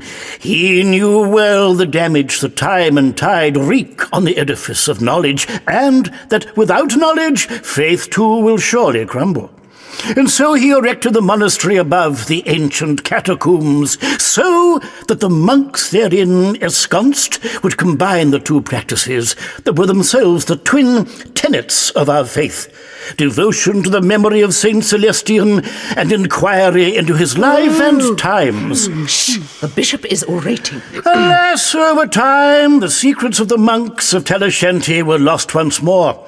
These were our religion's dark ages, the days when the Council of Ten held sway. Any inquiry into the worlds of antiquity was first abandoned, then actively discouraged. Legends grew up for this express purpose. What sort of legends, Bishop Synesius? Dark legends. Oh, yes. This monastery is, as you can see, a living tribute to the ideals of the blessed saint. It is a place of charity, of calm, reflection and transcendence. But it is also a place of death. Yes, that's right, death. I refer to the famous Talishanti curse.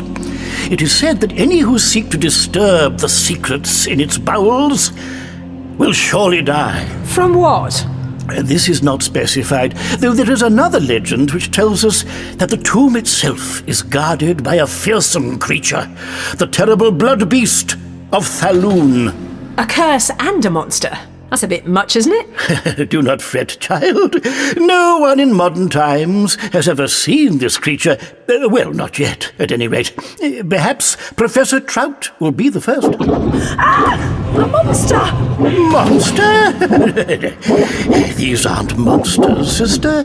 These are my boys, aren't you? Aren't you? Yes. What on earth are they? The Trulian Gorehounds. They help with security. Oh, don't worry.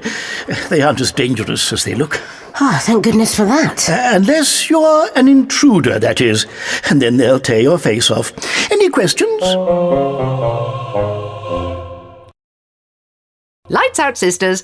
Don't forget we have our first recital tomorrow morning. No, we won't forget. Will we, Ruth? Certainly won't. I'll leave you in peace then. I need to get onto that dig. But you're a nun. I'm only pretending to be a nun. I could pretend to be an archaeologist instead. But you are an archaeologist. Yes, but they don't know that. They think I'm a nun. So if I can't be an archaeologist because I'm a nun, I'll have to pretend to be an archaeologist instead, but a different archaeologist to the one I actually am. Got it. I think. Aren't you worried about the Talishanti curse? Nah, there are fairy tales like that connected with every crumbly old monument in the universe. 9 times out of 10, it's a load of cobblers. And what about the other time? There's someone outside. Hello? Is someone there? Just me, sisters. Nothing to fear.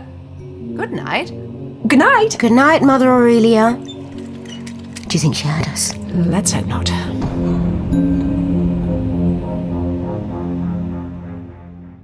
All things bright and beautiful, all creatures great and small.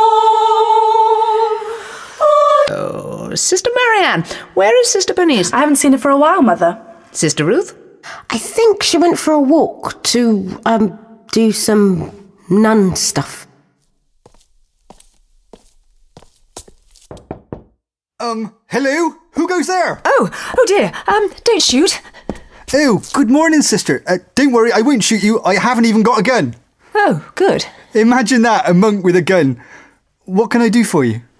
I was looking for the inner courtyard. I've heard it's ever so pretty, but I'm afraid I've got a bit lost. I'll say you have. The inner sanctum's over on the east wing. Heavens! And where am I now? The south wing. You want to go back down that hallway, then back into the cloisters, but take the right-hand turn. No, the left-hand turn. Then along till you reach the statue of Bishop Martello. What's that machine? What machine? On your desk. Looks very clever. Oh, that's just a computer. Really? I've heard of them. They can do all sorts of things, can't they? Well, yes, they can. They can control the temperature and lock the doors, and they play lovely chants. Really? Goodness, that's wonderful. What will they think of next? Who knows, sister? Who knows? How do you make sure the wrong people can't use it to do something they shouldn't? Oh, it's password protected. Password? Password, you know, a secret word that only you know. I think I see. But how do you know which word to choose? Just pick something personal, something only Y. Oh, I'm just curious. No, I meant Y, not IE. Ah, great. Consider my curiosity satisfied then. I suppose I should probably be going. Oh, yes, okay. I suppose you had, sorry. Though, you couldn't get me a glass of water, could you? Only I'm rather thirsty and it sounds like an awfully long way to the courtyard. Yes, of course. You just wait here, sister. I won't be a mo. Make yourself at home. Will do.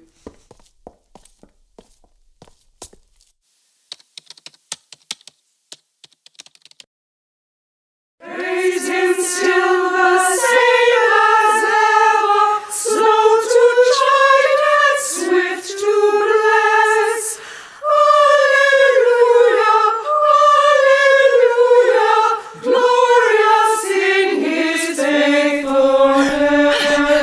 late, everyone. Got lost. This palace is a big old place, isn't it? Gosh. Ooh, what a lovely room. No expense spared, eh, Bishop? Not my personal taste, you understand? And are those original Jardesian busts? 6th century. Do you like them? I've never seen one before. No? I have 4. Perhaps Sister Bernice, was it? That's right. Sister Benny, to my friends. Sister Benny. Oh, how charming. Perhaps Sister Benny would be interested in a private tour. Gracious. That's quite an honour. I'll certainly think about it, Bishop. Lovely. Now, please, from the top, sisters. That includes you, Bernice. Praise my soul. Now, what is it? Pinch my arse. Me? Well, really, to suggest that Bishop Synesius would behave in such a way is quite beyond the pale. But he pinched my arse. Language, Bernice. He did pinch her ass, Mother. I saw him. Sister Marianne. Dirty old man, I'd deck him if I wasn't a nun. Would you indeed? Then it's a good thing that you are a nun, isn't it? Yes. And as for you, Bishop... I apologise, Mother, but it was purely unintentional. An involuntary twitch, that was all. I have spasmodic fingers. Oh, see? There they go again. I'm so sorry, sister. From the top. Praise my soul, the King. So, did you get anywhere? Of course. I logged into the space traffic control system, found the ship bringing the archaeological team, hacked into their main system, and looked up the passenger manifest. Picked the name of the team member I most fancied being, and deleted all her records. So, who are you now? Professor Bunny Hare, dendrochronology expert. And do you know much about dendrochronology? Nope. But she was the only other professor in the team, and I'm not taking a demotion for anyone. So what will happen to the real Professor Hare? Nothing. Literally. She just won't be woken from suspended animation. She'll be fine, though. Somebody will notice and let her out eventually. Eventually? On the next planet, probably. Or the one after. Definitely by the 4th. Right. So, when do we get to meet the famous Professor Trout? The Bishop's holding a press conference later today. I'm going to skip practice and... Sisters! What are you two whispering about? I was just saying... I've got a terribly sore throat. Oh, dear. Have you indeed? I think I should probably... Leave? Yes, I thought you might. Go on then, sister. Return to your dorm, rest, recuperate, and don't be late for supper.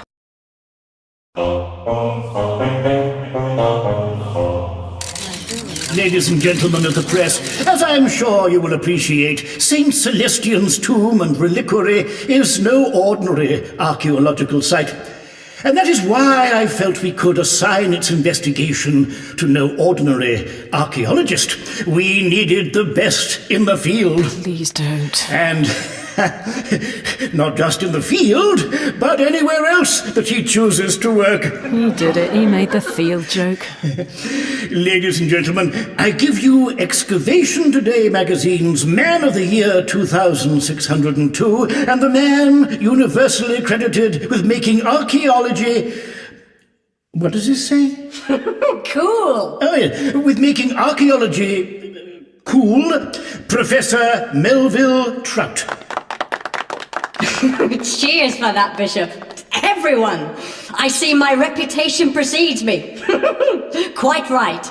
Indeed, I feel confident that this dig will rank alongside some of my most famous triumphs. Yes, of course. The excavation of the sunken gardens of Ganymede, for example, where I headed up a team from the Galactic Archaeological Society. When I arrived, they were still squabbling over a set of blurry and indecipherable geophysics results. Yet, no sooner had I put my nose to the ground than I detected the unmistakable aroma of the Zillion tuber, famously once the centerpiece of the gardens. The subsequent excavations proved that I had indeed identified the location of this long-lost galactic wonder. using only my snout.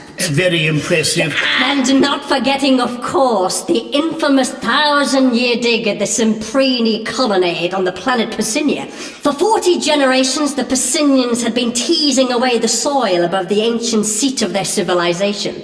But so terrified were they of disturbing the fragile geology that they had barely scratched the surface. Yet no sooner had I put my nose to the ground than I calculated the safest path to the ancient ruins and burrowed down to them with my bare paws. Again, the victory was surely a combination of the natural advantages of my race and, to be frank, my own rare skill.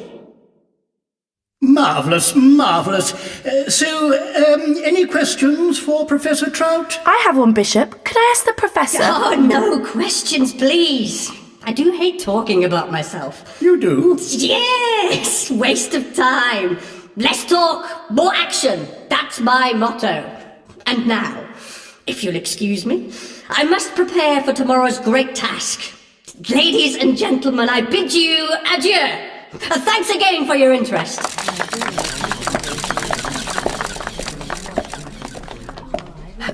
Excuse me, Professor Trout? No interview, sorry. No, I'm Professor Hare. Bunny Hare? From your team. Sorry I'm late. Oh, I see. Arrived just in the nick of time, eh? Ha-ha! A woman after my own heart. Hardly. Now, remind me, what is it you're bringing to the party? Dendrochronology? Well, I can't imagine there'd be a lot of call for that. Haven't seen a tree since I got here. Still, never mind. The more the merrier. Absolutely. Hare. That name rings a bell. Didn't we meet on the St. Mungo's dig? No, I don't, Yeah, yes, we did. Did we? Yes! Though you looked a little different back then. Oh, well, time catches up with us all, eh? I'm sure. And you were a man, of course. A man? As opposed to a woman. You are a woman now, aren't you? Oh, yes. Through and through, I felt like a change. Ah, good. Well, you look much better without the beard, anyway. Thanks. So, we start tomorrow, then, Professor Hare. 2 o'clock prompt. Now, don't be late, or I may have already found the tomb without you. You think I'm joking? No.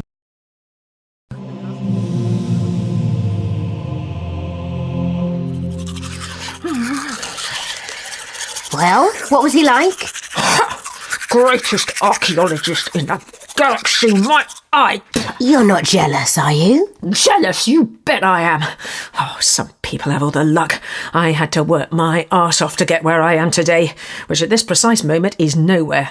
And he had it handed to him on a plate just for sheer good fortune for being born a Talpidian. A tally what? Oh, a giant mole. They're called Talpidians. Ah. So you're sure it's not just because he's younger and cooler than you? Archaeology is not meant to be cool. And there is no way he's younger than me. Maybe not. He's got lovely skin, though. No, really is right. He's too showy. Archaeology is a careful and precise science. You need to use your brain, not just blunder in with your nose whiskers and size 12 paws. It's not a bloody race. Except it is, this time. Well, yes. If he's half as good as he says, I'll never be able to get to the tomb before him. Well, what are we going to do then? As much as it pains me, I'll just have to stick close to him and wait for my chance. I need to find Mother. There's been a... Are you all right, Sister Marianne? There's been an accident. Well, maybe not an accident. One of the archaeologists, he's been found dead. A murder? Another murder.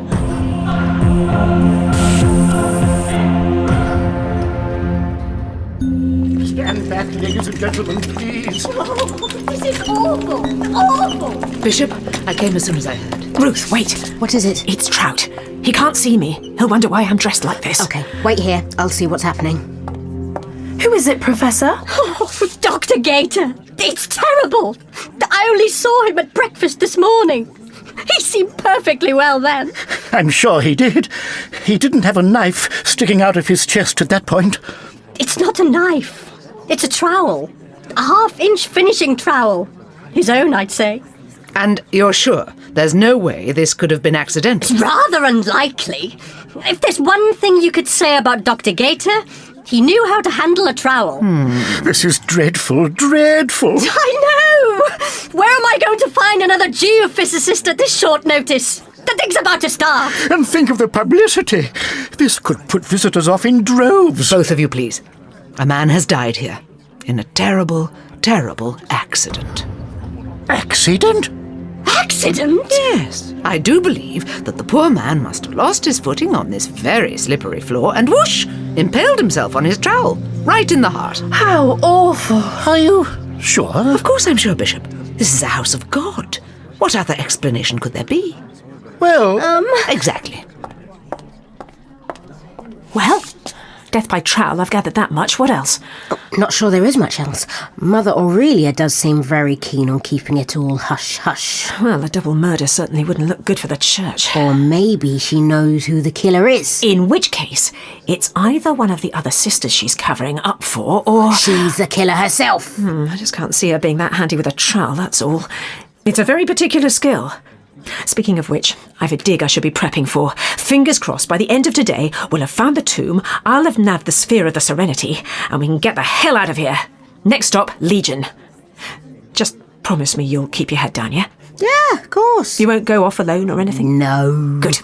In which case, I will see you later.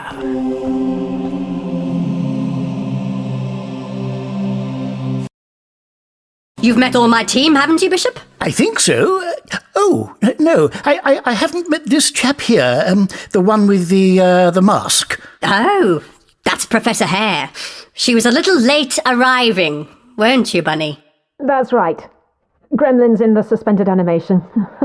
And what's the face mask for? Dust allergy? A bit of a drawback in your profession, I should imagine. Well, would you like to do the honours, Bishop? Oh, I would indeed, Professor Trout. Here we have the entrance to the catacombs, the oldest part of the monastery, and indeed the oldest man-made structure on the planet. There is only one way in or out.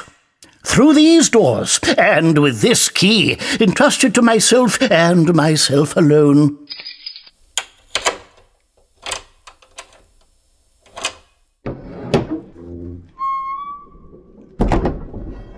After you, Bishop.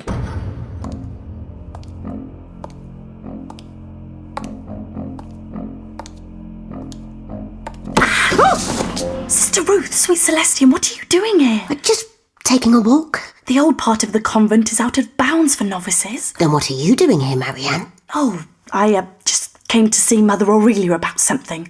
They're her quarters there. Right. And why are we both whispering? Run! Come on! So, what were you really doing there? Honestly, it's Mother Aurelia.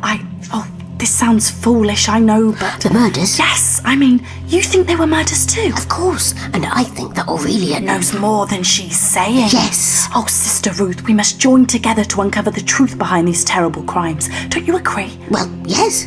Why not? I mean, it's not like I'd be going off alone. Joy! And we shall be the best of friends, I know it.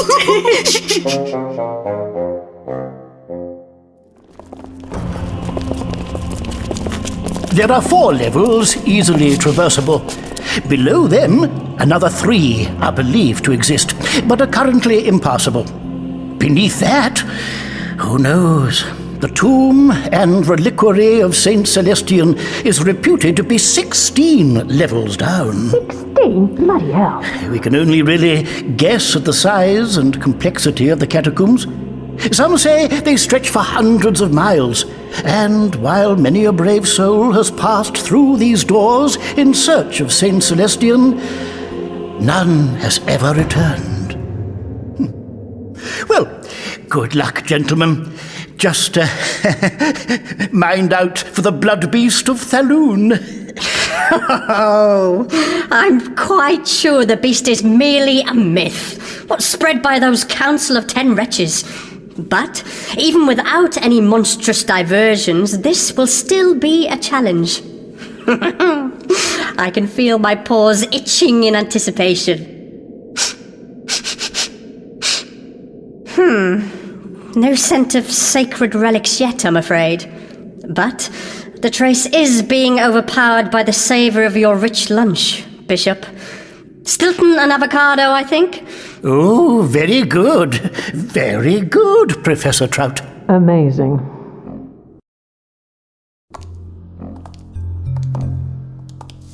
Are you sure she won't be here? Absolutely. Mother Aurelia goes for a spin at this time every day. I've never known her to miss it. Right. Well, you go first then.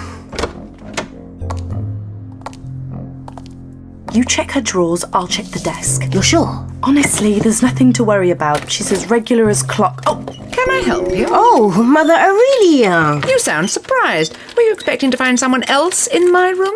Of course not, Reverend Mother. You just took us by surprise. So, what can I do for you? I assume you wanted to see me. We were wondering if you might have time to give us some extra instruction. Instruction? What sort of instruction? In theology. Singing. In the theology of singing. You know, the meaning behind some of the old wonderful hymns we've been performing. I see. Yes, well, I can see how that might be useful, but I don't really have time now. Paperwork to attend to. Shall we say tomorrow evening before supper? That would be wonderful. Good night, then, Sister Marianne, Sister Ruth.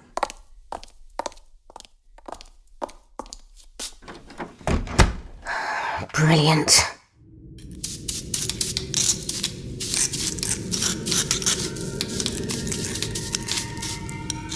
What's that noise? What noise? A high-pitched, oscillating whine kind of noise. I can't say I noticed. Haven't you got super-powered hearing to go along with all your other super senses? Unfortunately not. But really, Professor, you must not think of me as some kind of archaeological superhero. As I believe I said before, my special skills are shared by all members of my species. Really? I don't believe you've mentioned it before. No, I must admit, the sheer brio with which I've employed them in my chosen profession is entirely my own. There it is again. Oh, yes. I do hear it now. Though, I think your description was a little off. More of a medium-pitched vibrating drone. It reminds me of something. What sort of something? Something powering up. Something big. Something like a sonic cannon. That's highly unlikely, Professor Hare. The last instrument any self-respecting archaeologist would employ is a sonic cannon. Well, it would bring the roof in on us. Where are you going? I'm getting out of here. Come on, all of you. Just stay where you are, team. We've got a job to do. What's happening? Feels like an earthquake. Quick, this way. Trust me.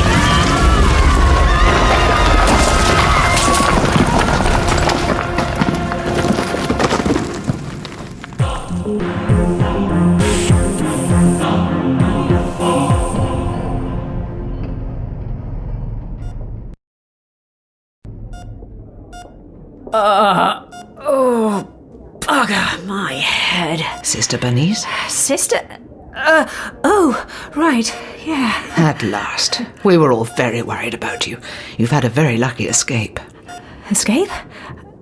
What about the rest of the team? It's just you, I'm afraid. There was a massive rock fall. I fear that Professor Trout and his team are... Well, anyway, we should just give thanks that our Lord saw fit to save you, Bernice. You gave us all quite a fright. When we heard that you had been found at the dig, what on earth did you think you were doing in such a place? I'm sorry, Mother. I was just so keen to see the holy relics. I persuaded Professor Trout to let me watch them at work. I thought that might be it. Well, I hope you've learnt your lesson. Yes, Mother. You have another visitor, too. I shall leave you in peace. Sister Ruth, the patient is all yours. Hello? Hello. Tell me I look terrible, I would. You look terrible. Thank you. So, what have I missed? They've closed the catacombs. Bishop Synesius' orders. They're too dangerous, apparently. But then I guess you already know that.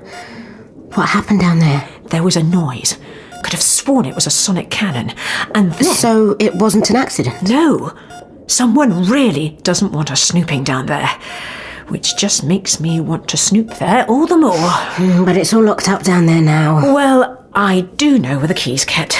It's on a chain on the bishop's belt. But how could you possibly know? Help me up, would you? I think it's time to take the bishop up on his offer.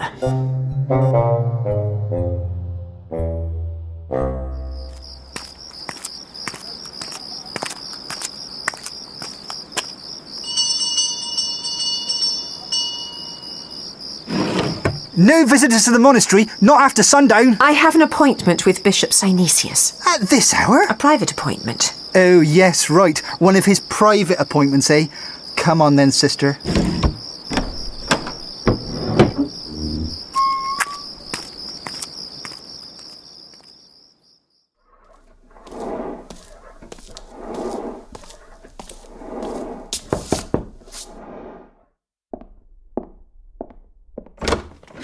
Yes? Bishop Synesius? Sister Bernadette, isn't it? Bernice. Oh, Bernice, yes, of course. Oh, do come in. I was just pumping my organ. I don't get it out very often. Only when I'm alone. What do you think? Very impressive, I'm sure. Would you like to play with it? Oh, I really wouldn't know how. I'm sure I could teach you, sister. Oh, I'm sure you could, Bishop. So, what brings you to my private chambers, Bernice, at this hour?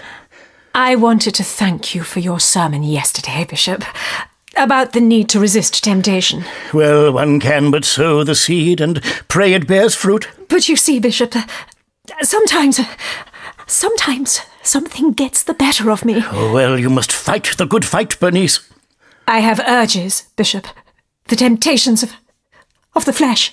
The temptation to sin is forever with us, Bernice. You must swear to be a good girl. Oh, I swear. But it is not enough to say you will be good. Deeds speak louder than words. What must I do, Bishop? You must drink the blood of Saint Celestian. Communion wine. Care for a drop? Thought you'd never ask.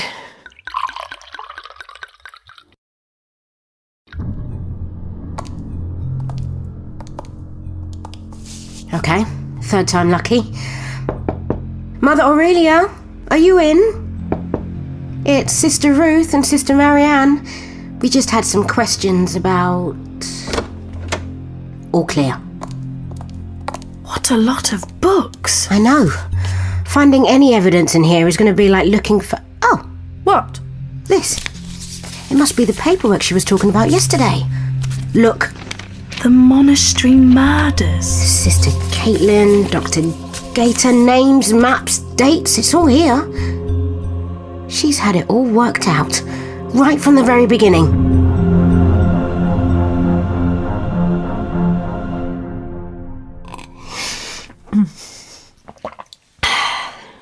So, is that a key in your vestments, or are you just pleased to see me? Oh, you saucy little... Oh, yes, please. Gosh, it's so heavy. Heavy? Yes, it is. It's heavy. Well, that's the weight of responsibility. The weight of responsibility on my shoulders. On your great big shoulders.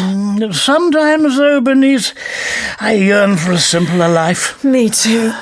It's Benny, by the way. When I was a boy, do you know what I wanted to be? Do you? Huh?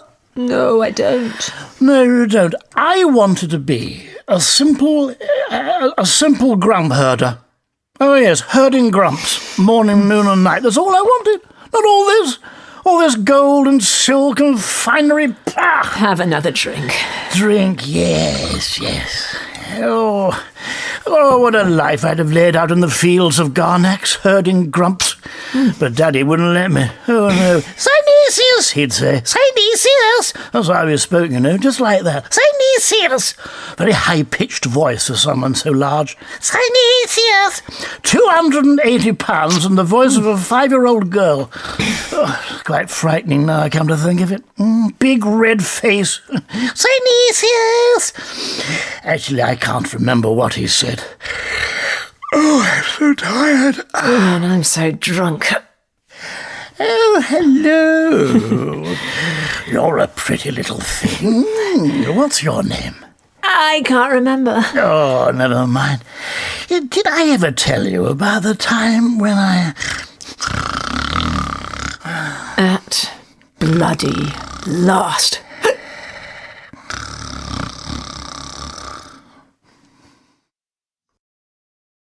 I can't quite believe it. Who would be so stupid as to write up incriminating evidence and leave it lying around like this? She's written your name here, Sister Ruth, and Sister Bernice. You don't think... We're next on her list. I need to warn Benny. Oh, no! Sister Ruth? Benny's in the monastery. Well, most likely the catacombs. The catacombs? Yes, she didn't think the rockfall was an accident either. You'll never get into the monastery after dark, unless... Unless? There's a passage, a secret passage. I saw Mother Aurelia use it the other night. And you think it leads to the catacombs? Yes. I followed her down there. She didn't see me. Well, then let's go. Come on.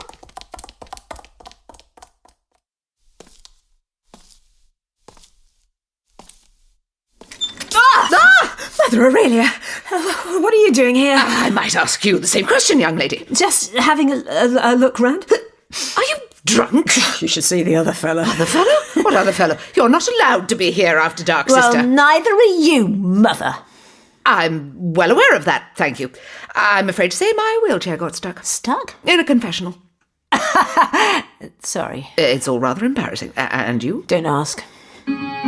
Oh, what the hell's that? The security alarm, but it's ringing a Grand Sire triple reserved only for the gravest emergencies. What have you been up to, Bernice? I'm rather afraid I stole the bishop's key to the catacombs. You stole it? Yes, I got him drunk, then I tied him up, and then I stole his key. Goodness.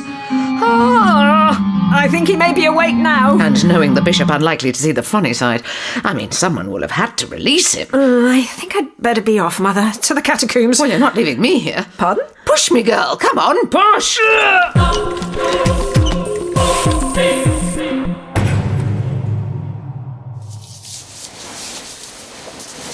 Oh, my poor wrists. Oh, look at that. Do they look swollen to you? I should say, nasty. So, Brother Mumford, have the hounds been fed yet? Not yet. I was just about to do so, Father. They're getting a little rowdy. Good. Bring them to the entrance to the catacombs, would you? Do not allow a single morsel to pass their angry lips, and make sure they're muzzled for the moment. Please, Sister Bernice, take a little care. Oh, sorry, and I think these passages predate wheelchairs. Now, which way? Left or right? Left. Why left? Because that's what it says here. What's that? Why, a map of the catacombs, of course. I wouldn't come down here without a map. That would be very foolish. So you plan to? Of course I plan to, really, Bernice. The key to our killer's identity is clearly down here somewhere. Killer? But I thought you thought what, dear? Oh, nothing. It can wait. That doesn't sound good. Oh, the bishop's pets. We must be quiet. There, about 1,200 yards ahead. Should be some burial chambers. If we can't run, we can at least hide. Now listen up, my boys. Somewhere in these tunnels is a very naughty young lady. She has defiled my person, made mock of my position, and shown contempt for the very foundations of our church. And we can't have that, can we? So, I want you to get her for me. In one piece, if you can, but don't worry over much. Go on, boys! Fetch the naughty nun!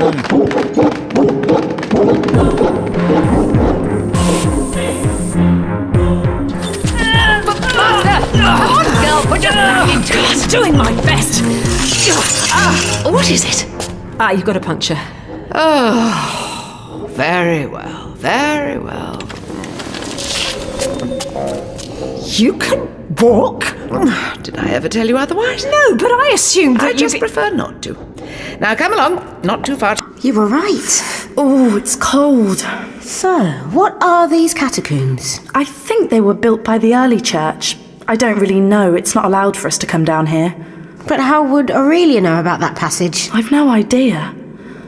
I wonder, though... What? There are rumours of a secret order in the church, an older order dedicated to the old ways. Like a cult? The Council of 10.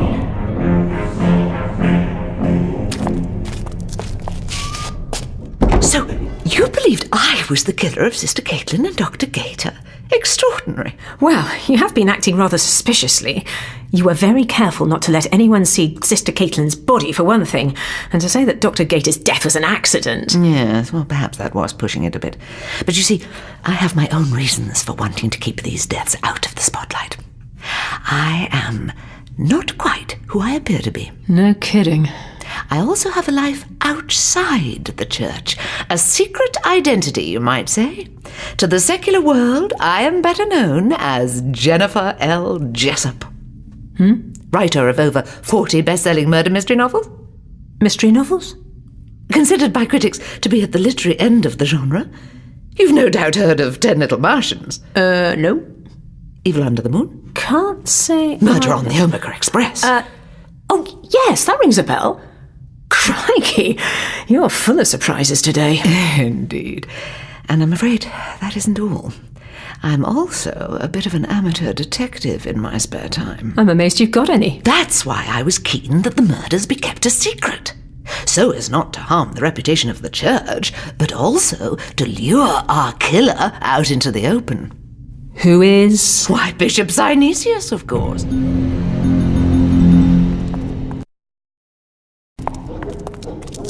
What's that? Gorehounds. Oh no, the bishop. What? Oh, Benny, Sister Bernice, she was on her way to meet him. But you said she was going to the catacombs. Via the bishop. He has the key, or had it. If he set his dogs after her, chances are he hasn't any more. Oh, Sister Ruth, those animals will tear her to pieces.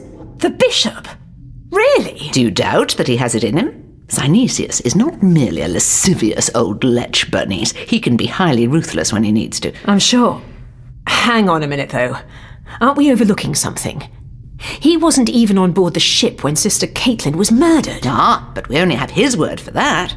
Supposing he did teleport up to the ship after all, he could have killed Sister Caitlin, returned to Agora, and then sabotaged the transmat. A little elaborate, I admit it, but the best crimes often are. Maybe. I do hope your books aren't that far-fetched. Shh, there's someone there. Well done, my boys, well done. I know you're in there, Sister Bernice. If you want to get to Bernice, you'll have to get through me first. Aurelia? What in God's name are you doing in there? Ah, is Sister Bernice holding you captive? No, she is not. We're in this together, Bishop. And what is more, we are as one in our conviction that it is you who has been responsible for these recent murders. What the... murders? Me? I'm afraid your days feathering your nest at the expense of our faith are over. Very good. Have you done this before? Aurelia, have you quite lost your mind? I'm a bishop, not a murderer. Ah, has Sister Bernice put you up to this? If you ask me, she's the one. She attacked me in quite a wanton fashion. I'll do it again when I get out of here. Well, that may be a while. I think I'll give you both a little time to reflect on your actions. Repent at leisure, ladies. Ah, of course. Burial chambers tend to lock from the outside, don't they? Bugger. Mother. Sorry. So, what happens now? I'm not sure. Though I suppose, as you've been so open with me, Aurelia, I feel I ought to come clean about something too. Ruth and I... Well, we're not really... I know you aren't really nuns. As if. Oh. God almighty. I mean, I know standards have slipped recently, but there are limits. Oh, no offence to Ruth. She could almost pass. But you... What about me? You haven't missed your vocation. Let's leave it at that. Now, how about a wee dram? Mother Aurelia! Well, if we're to be murdered by Bishop Synesius, we may as well be roaring drunk. Cheers. You know, I'm not all too sure that the bishop has it in him. No? No.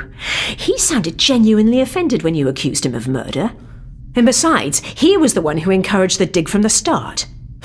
Why bring an entire archaeological team here just to kill them? That is a problem, I must admit. A double bluff, perhaps. Truth is often stranger than What's that? Oh no. Another rockfall. Hold on to something. Damn it! Oh! Hello, ladies! Melville? Professor Trout! Ladies! I heard a commotion and... Oh, I can't tell you how relieved I am to see you both. Likewise, we all thought you were dead. I very nearly am. I haven't eaten anything for days. Well, hardly anything. The worms on this planet are tiny. They wouldn't feed a sparrow. Where have you been? In hiding.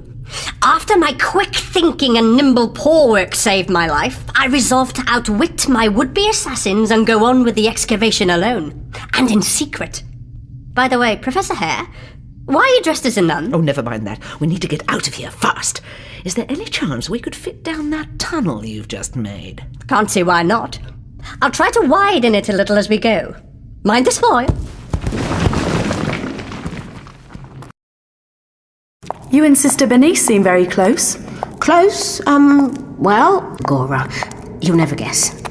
Benny is actually an archaeologist, like Trout. Isn't that amazing? Is she indeed?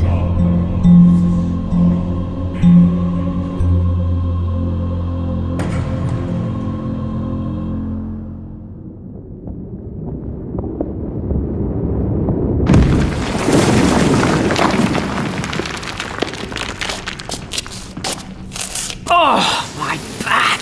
Can somebody help me, please? I think I'm stuck. Hold on.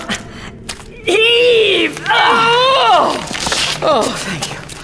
I didn't want to spend the rest of my life at 90 degrees. I thought it was never going to end. Where are we, anyway? As far as I know, this is the lowest level. I mean, I've tried going down, but it's solid rock. Did you just... Yes. Oh, bless my paws! But it can't be. The terrible blood beast of the loom. You said it was a myth. I say a lot of things. We all make mistakes. I wonder if perhaps we should leave? Seconded. Who cares about St. Celestian anyway? Not me, that's for sure. Which way? Any way! Run!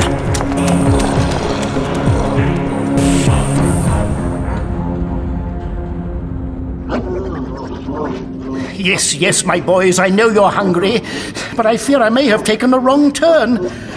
Oh, it's all that bloody nun's fault. Oh, Daddy's got a terrible headache.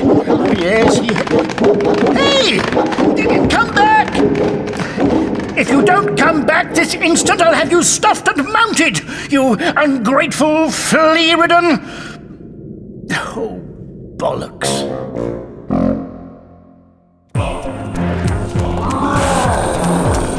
Down here.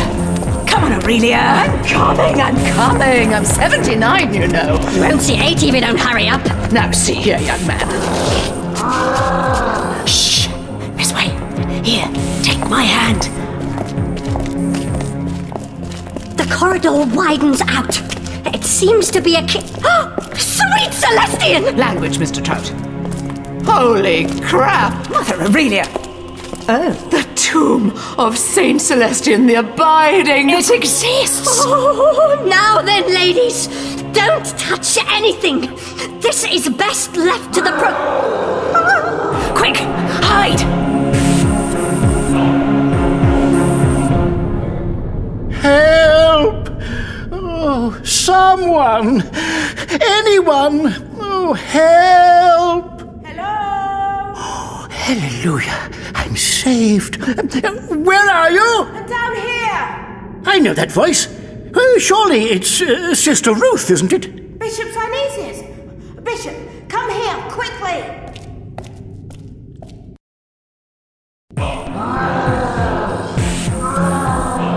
Can't you dig a hole or something? The floor of the cave's too tough. I'm sorry. We're done for. Oh my, we're going to be eaten. Shh.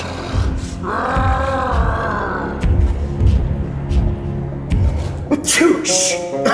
No, you shush! Oh, don't start! Well, it's all right for you. You don't have to spend all day with your head up someone else's arse, do you? You're the back and I'm the front, love. That's how it is. Anyway, I do the voices. Well, I could do the voices. No, Brian, you couldn't. Could too. Roar! Roar! What's that supposed to be? A monster. That wouldn't frighten a bunch of novices at a vicar's tea party. I'm the talent, Bri. Now pull yourself together and stick your head back up my backside. I didn't take holy orders for this. Holy orders? Excuse me a moment. Oh, ow! What? Something just kicked me up the arse. Ow! Stop it! Ow! Stop kicking him up the arse, whoever you are. I'll stop kicking him up the arse when you two jokers tell me what you're up to. Ow!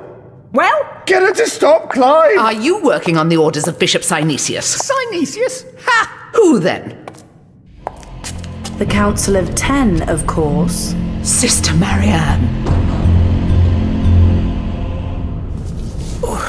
Goodness, what strong knots! Ouch! Oh, dear child, who did this to you? Sister Marianne. Marianne? But why? Them. Sister Marianne, what on earth are you doing here? Looking for you, Sister Bernice. Me? What do they want with me? And who are the Council of 10 anyway? They're a secret order of our church, died out centuries ago. Died out? Hear that, Brian? She thinks we're dead. Charming. Clive, you do know how important it is that this tomb is kept secret, don't you? Yes, sister. That's why you two were instructed to scare any visitors away from it. A simple enough task, I'd have thought, but instead you seem to have chased 2 archaeologists and a Mother Superior inside the tomb itself. It was Brian's fault, he sneezed. Only because it's all sweaty inside this thing. It's really difficult to... Not good enough. You've killed Clive, but he was the talent. No! Stop this! For the love of God, Marianne, what are you doing? You have your vocation, Mother Aurelia, and I have mine. Now, unless you want to join them, I'd advise you step back well away from the tomb. Vocation? What on earth do you mean, child? This tomb contains certain secrets. Secrets which have long been known to the Council of 10, and which they require to be kept as such. So when our overzealous bishop brought Professor Trout and his team in to excavate the catacombs, I was tasked with ensuring that they couldn't succeed, under any circumstances. I admire such devotion to our faith, but can there really have been any need to murder so many innocent people? Sister Caitlin, for instance. She overheard me reporting back to the council. Her own fault, little busybody, always poking her nose in where it wasn't wanted. Much like yourself, Mother Aurelia. Me? Oh, I've watched you snooping around, putting the pieces of the puzzle together. If you hadn't been on the completely wrong track, you'd have gone the same way long ago. And what about Dr. Gator? That was just a warning.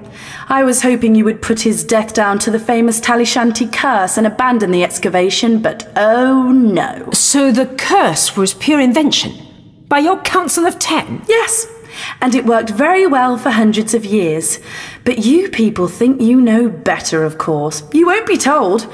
You just keep digging, digging, digging. So I was forced to take stronger, more aggressive measures. Unfortunately, Brian and Clive couldn't even arrange one simple little rockfall properly. So this is him, is it? Saint Celestian?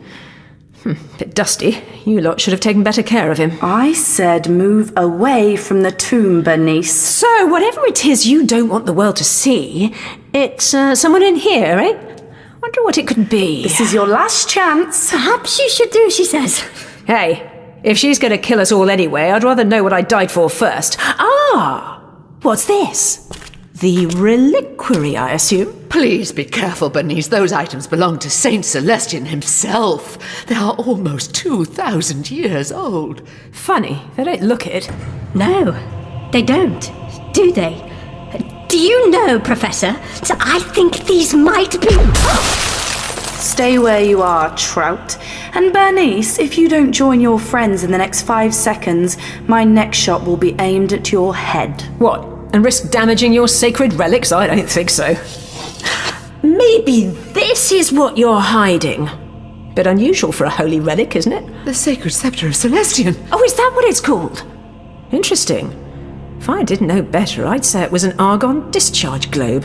Very useful for working in low-light conditions. Very clever. Whereas this... The holy chalice! ...is a portable urine recycler. Turns your piddle into clean water quicker than you can say, I'm not drinking that. Bless me. Again, very handy if you spend a lot of time far from the comforts of home. Now, what's this one called? The sphere of the serenity. Ah, how lovely. Might have to take a closer look at that later. And this? That is the holiest of holies, Bernice. The casket of the abiding light, reputed to grant eternal life. Is it really? Yeah, that makes sense. It's actually a portable suspended animation device. Oh, what? Freezes you in a localized time field. Very useful on interplanetary flights. And as for this... The box of blessed bounty. Nope, it's a controller for the SAD. Are you done yet? Not quite. But you know very well what this all means, don't you? These artifacts aren't the magic totems of a holy man. They're just the standard issue equipment of an explorer from the early days of space travel. An explorer? Celestian wasn't a celestial figure. He didn't have supernatural powers. He was an astronaut. I can't believe it. I'm sorry, Mother Superior. I think she's right. It changes nothing. Nothing at all. Of course not. The Council believes that Celestion was a prophet, sent to us from God. That he was from another world is neither here nor there. But if the truth got out, what would happen then? Our religion would crumble. It would die. The very foundations of our faith. Gone. And the Council of Ten knew that. No small wonder they wanted it kept quiet. Saint Celestian, my backside. Enough. I'm sure you realise that I can't let you go now. Any of you. Not now that you know the truth. I'm afraid Sister Bernice has just signed your death warrants. Whoops, me and my big mouth. And I think it's only fitting that I start with her. Sounds fair. Marianne, please. Come on out, Marianne. Bishop? With your hands up. Ruth? Yes, with your, hands up. We have his tomb surrounded. Of course you do. Or, then again, perhaps it's just the two of you? Welcome to Talishanti Monastery, the spiritual cradle of civilization. How did you get in here? You are standing on the site of the most astounding archaeological discovery of all time. Get out of here, In Synesius. the year of our Lord, 2603. I'm warning you. The tomb of Saint Celestian was discovered in the What the? catacombs. What's going on? Professor Bell. What is that? The Celestian experience. Welcome to Talishanti Monastery, spiritual cradle. Holograms. Is that the best you can do? You can't win, Marianne. You're outnumbered. Oh, please, just give up. Never. The knowledge of these relics cannot be brought into the open. The souls of millions depend on it. Then why not let me destroy them? I'd be doing you a favour, surely. It's just a load of old space junk. Sacrilege. The casket of the abiding light, for example. I could just smash it on the floor. All be over in seconds, and best of all, no one gets hurt. Give that to me. Sure? Okay, have it your way. Catch! Oh, well caught. Hang on. Don't try anything, Bernice. I still have you covered. I know. I just wondered if you wanted the blessed box of bounty too. You what? The remote control for the casket. It needs one, obviously. What with it actually being a... what did I say it was again? Yes. A suspended animation device. Oh, I wonder if it still works. No. Good heavens. She's frozen. Whew, it worked. Well, thank you, Saint Celestian. Bishop, you can call off your troops. Sister Bernice. Bishop, so when did you two join forces? Long story. Good Lord. What happened to the girl? Suspended animation. She's trapped in a localized time field. Eternal life by any other name. Should keep her out of mischief anyway. Well, as long as the batteries last. I wouldn't leave it too long if I were you.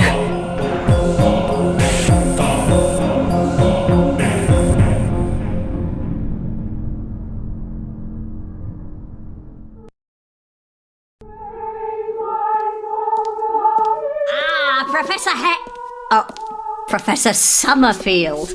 Just enjoying the choral delights? Yep, for the last time, I'm afraid. Ruth and I will be off soon. That dig turned into quite an adventure, didn't it?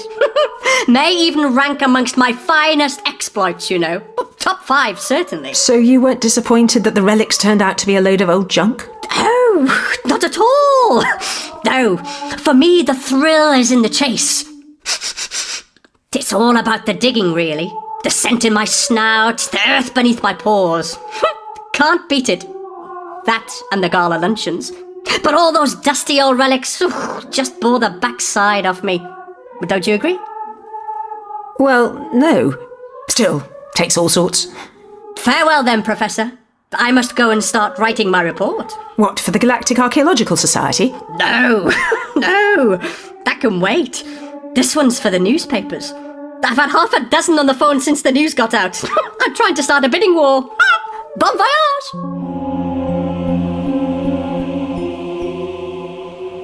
We must put the relics Ready? on show. Ready. They tell a vital story about... Out of sight once more? For the time being, yes. Well, apart from this one... You stole a relic? Borrowed it. Well, it's certainly spherical. Is it really? The Sphere of the Serenity? Yup. Though it's actually a Serenity 6000 star map, as manufactured by Serenity Systems of Sasa Nevada. They knew their stuff too. Look. It still works. Fantastic. Celestian's people had charted this part of the galaxy before most civilizations were out of short trousers. Look, there. That little dot. Legion? Legion. Back on the road then. There's a medical ship leaving in a couple of hours. Maybe we could hitch a ride. Come on then, Nurse Benny. After you, Dr. Ruth.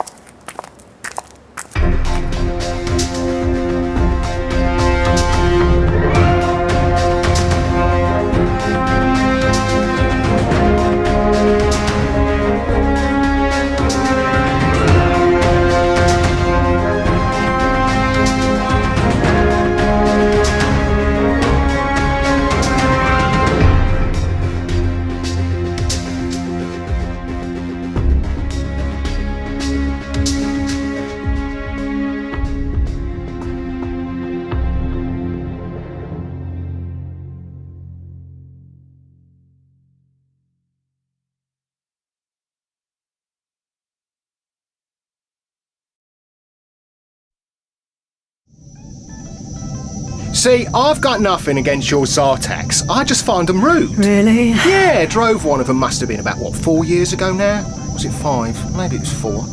Anyway, I gave one of them a lift to the edge of the Zoltan cluster, and let me tell you, that's not a quick drive. You see, all the way between Mezos and the Zoltan cluster is a one-way system. You take one wrong turn, you've got to go back 15 parsecs. What's that blinking for? Hang on a minute. Make it stop, Benny.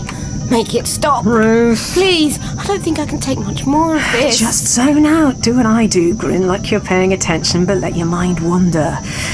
Right now, I'm halfway through Casablanca. And he says, what tip? I mean, have you ever heard anything like it in your life? I drive him from one end of the galaxy to the other, and he turns round and says, what tip? Well, that was it for me. Now, if I see one of them standing at the rank, I switch my light off. I was looking at you, kid. What's that? Nothing, just mind wandering. So, at the risk of sounding like an impatient 6-year-old, are we nearly there yet? Yeah, almost. Another 2 hours, I reckon. Another 2 hours? Another 2 hours? Calm down, Ruth. I am calm, Benny. I'm zen. You know, we could have stayed on that medical ship. If we had, we'd be there by now. But we couldn't. We got kicked off, remember? And why did we get kicked off? That was a misunderstanding. Tequila.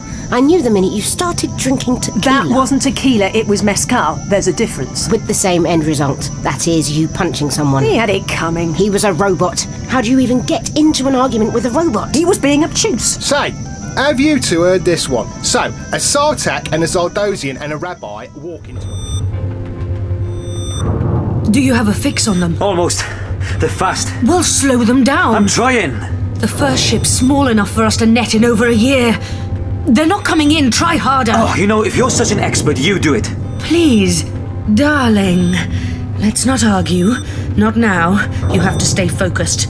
See? They're slowing. You're right. Of course I'm right. Now reel them in. There's a good boy. What's happening? I don't know. It's like we're being dragged by something. A homing beacon or a tractor beam. A tractor beam? You mean that's an actual thing? Or can't you steer out of it? No, love, it's too strong. If you call me love one more time... Bruce, remember what I've said about being nice to waiters and cabbies? Yes, Benny. And right now our cabbie is about to crush us into... great big ball of ice! Which great big ball of... Oh, right. That one. Ruth? Yes? I forgot to pack my thermals. Right then, ladies. You best assume the position. I beg your pardon? The emergency crash position. We're going down. As the actress said to the bishop. What's happening? Oh, they're gonna crash! I can see that. Can't you stop them? No, I can't. To be honest, navigating an incoming ship isn't one of my strengths. Oh, looks like they're gonna hit the runway. The runway? How far? 300 meters. But the roaches. I know. We should open the door the minute they hit the ground. Are you insane?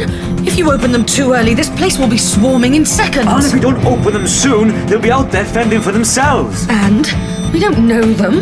It's not like they'd be the first. Oh, they're coming down. I can see them. I'm opening the doors. Please, Yukon, darling, listen to me. Cavity's a mystery cat. He's called the Hidden Paw, but he's the master criminal who can defy the law.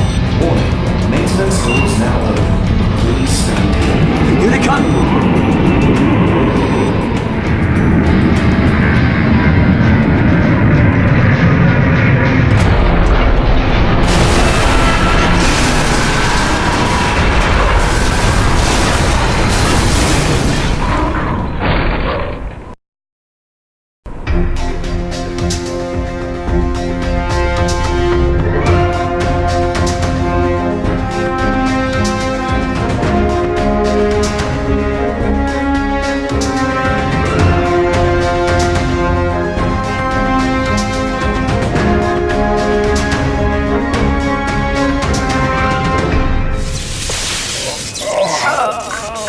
Everyone okay? Oh, Ruth, you okay? Yeah, I think my brain just punched one of my kidneys, but other than that, yeah, I'm fine. Are you? I'm fine, I think. Where the hell are we? Bloody thing. We're on, well, isn't that funny? Me and the missus came here on our honeymoon. You came here? On your honeymoon? Yeah, back then this place was tropical paradise. Really? Oh yeah, bit pricey mine. 400 credits for a pint. I said to the missus, I said, they must have seen us coming. Perhaps we could discuss the exorbitant price of a pint after we've got off this ship and before it, I don't know, explodes or something. This ship explodes? You're having a giraffe, love. I've been driving this thing 4 years and not once in... Oh, bugger. What? According to this, the damage to the fuel cells is now, critical. Maybe we should get some fresh air, stretch our legs. Leg it, you mean? Leg it! Oh!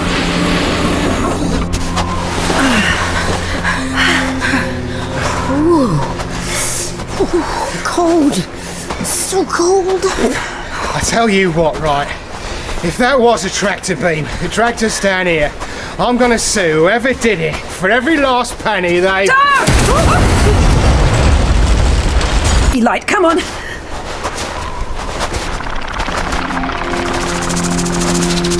Okay, what was that? I don't know, Ruth. I'm guessing it's neither fluffy nor vegetarian.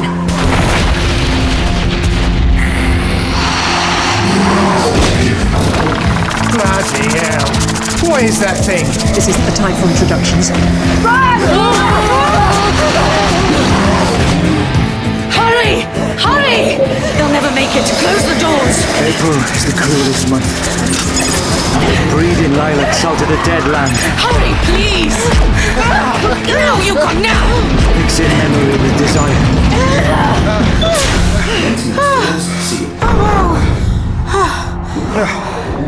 Wow. Blimey. I think I've got a stitch. Who the hell are you three? Who are we? Who are we?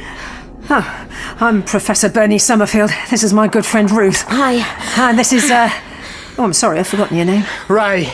My name's Ray. And this is Ray. He drives an interstellar cab, and he hates Zartax. I didn't say I hate them. I'm just And not... more importantly, who are you? What is this place?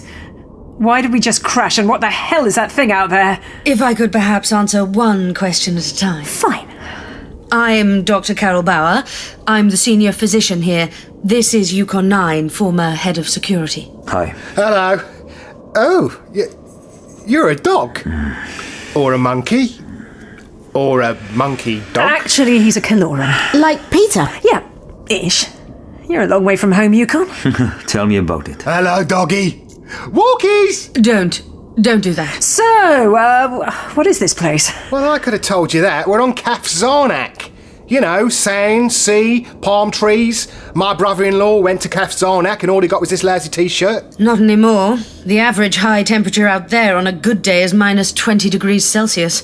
In winter it can dip below minus 80. Nice. So, question number 3. Why did we crash? Well, that was us, actually. Oh, yeah? My cab's a write-off and you're telling me... Oh. You crashed us? We were trying to land you, using the spaceport's automatic landing system. Roach. A sand what? Sand roach. Periplaneta gigantea. The native wildlife here on Kaf Zarnak. They're just about the only thing that survived the big freeze. Persistent little buggers, I take it? Quite. They've adapted to live on the ice, under the ice. They'll survive anything. But all they do, day in, day out, is try to get in here and look for food. We should leave the loading bay. Even with the door shut, you can still smell us.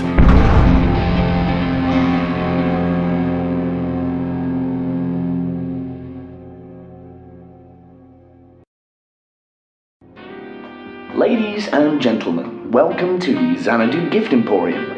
No visit to Xanadu Tower is complete without a trip to our Malibu Heights Spa. Its open-air hot tub on level 256 offers stunning views of the sand dunes of Kaf Zarnak. Open-air hot tub? Here? Let's just say it's out of order right now. Frozen? Solid. So what happened here exactly? Everything. Everything happened. If it could go wrong, it did go wrong.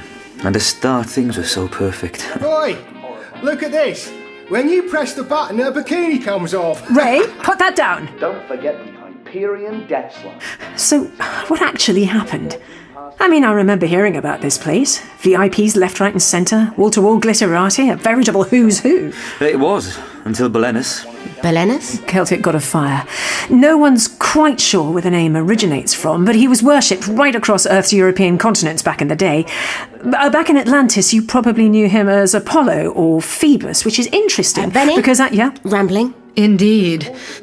Berenice was once the largest moon of our neighbouring planet Dagda. It was knocked clean out of its orbit a little over 10 years ago now. It came within 50,000 miles of Kaf Zarnak, not close enough to destroy us, but... Close enough to pull you further away from the sun. Exactly. The average temperature here dropped by 50 degrees in less than 4 weeks. From beach resort to ski resort in a month. And at first that was the plan. What is it they say? If life gives you lemons, you make lemonade. Jared Jones invested a lot of time and money into the Xanadu Tower Resort. He wasn't about to throw it all away because of a change in the climate. I'm sorry, call me thick, but who's Jared Jones? Why not indulge yourself in the Bacchus zone? Remember, what happens on Kaf Zarnak stays on Kaf Zarnak. That is Dr. Jared Jones, genetic engineer, child prodigy, and the illustrious founder of Genetics Industries. The self-titled king of gene splicing. Richest man in the galaxy, more or less. How rich are we talking? A gazillion credits? Firstly, there's no such number as a gazillion. And secondly, even if there was, it wouldn't be high enough. Quite rich, then. Very. Xanadu Tower was his dream, an engineering masterpiece, a vertical city in the desert, room for 100,000 guests on any given day, and nearly as many staff. It took 50,000 builders almost a decade to complete. Not the kind of thing you could just abandon, I suppose. Hey, here's one for you. What's that?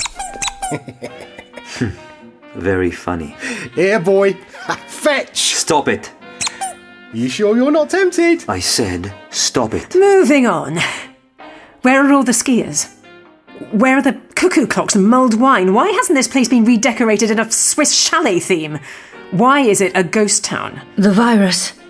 We had an outbreak 10 years ago. Spread so quick there was nothing we could do. It started with the staff, spread to the guests.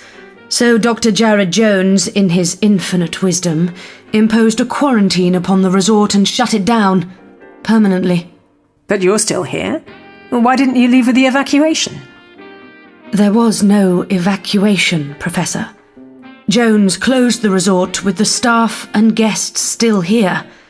He couldn't allow the virus to spread, but he could afford to pay compensation to his guests' families after they failed to return from their vacations. So where's everyone else?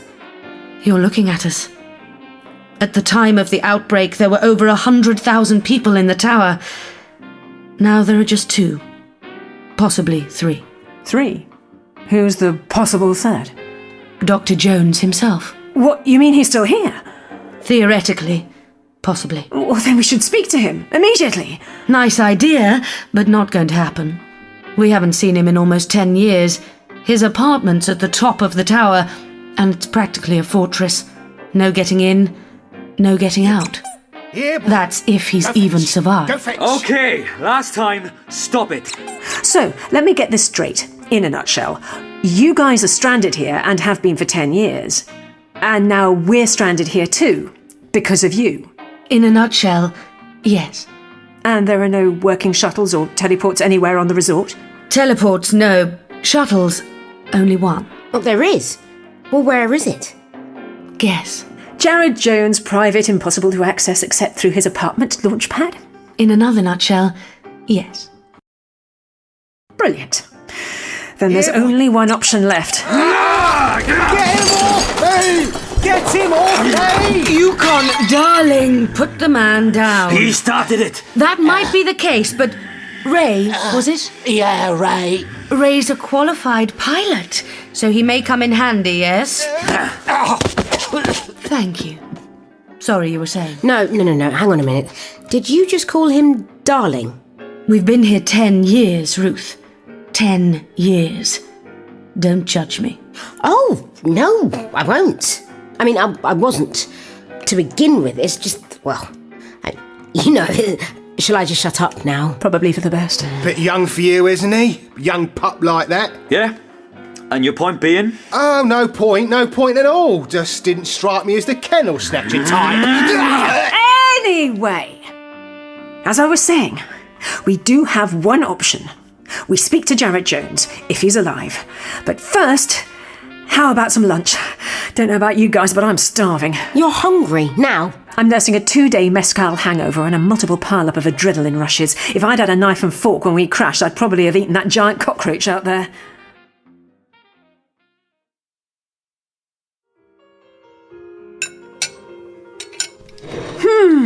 That was delicious, thank you. You're a terrible liar, Professor Summerfield, but thanks for the effort. I'm sorry. It's just I've never eaten, what was that exactly? Tofu and vitamin pill surprise. Really? What's the surprise? That if you're hungry enough, you'll eat a cake made out of tofu and vitamin pills. We ran out of anything recognisable as food about 6 years ago. Sorry. No, don't apologise, really. Not eating yours, Ray? Nah, I'm not hungry. Oh, well, if you're not having it, I'll have it. Whoa, hang on there, Scrappy. I meant I'm not hungry right now. What exactly is your problem with me? My problem? I'll tell you what my problem is. My problem is my cab out there. My pride and joy has been blown into 1,000 little bits, and all because you pair crashed it with your tractor beam. That's my problem with you, son. Boys, please, play nice. You said you had a map of the tower here. Of course. Here, this is the most reliable one we have. But it's just a tourist map. I know. I thought you meant blueprints, schematics. We don't have those. Why not? Dr. Jones was adamant the building's complete design be a closely guarded secret. I was head of security, and even I only had access to 90% of the building. 90%? What's in the other 10%? The inner structure. Maintenance tunnels, panic rooms, terror-proof bunkers. A city within the city. And how do we access that? I told you, we can't. Only a handful of people ever could. And they're all dead. Or locked away in a penthouse apartment. But these tunnels, bunkers, they're inside the tower, not beneath it. No, they're inside. The tower's secret skeleton. Right. Then I have to think. Good luck. We've been trying to find a way in for years. Oh, have you not met my friend? Allow me to introduce Professor Bernice Summerfield. She's good at this sort of thing. Thank you, Ruth. Now think. Look at it, Ruth. The tower. Does it remind you of anything? How do you mean? Well, I've been thinking.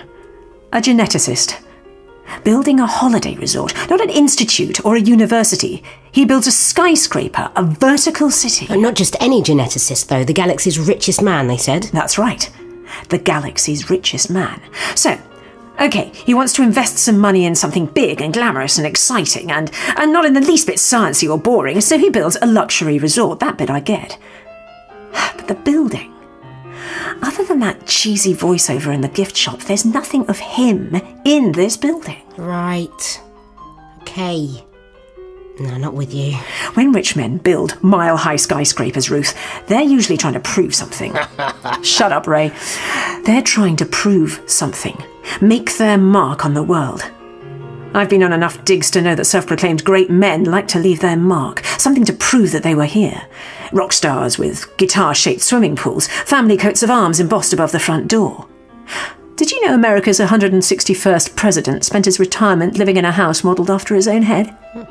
Seriously. So, where is Jared Jones' fingerprint on this place? What does it look like? It looks like a skyscraper. Very droll. It looks like a drinking straw. That's more like it, a drinking straw, which would make sense if he was the boss of a fizzy drinks company, but he's not. A drill bit? Again, yes, if he manufactured tools. You've worked it out already, haven't you? About 2 minutes ago, yes. So what is it? A double helix.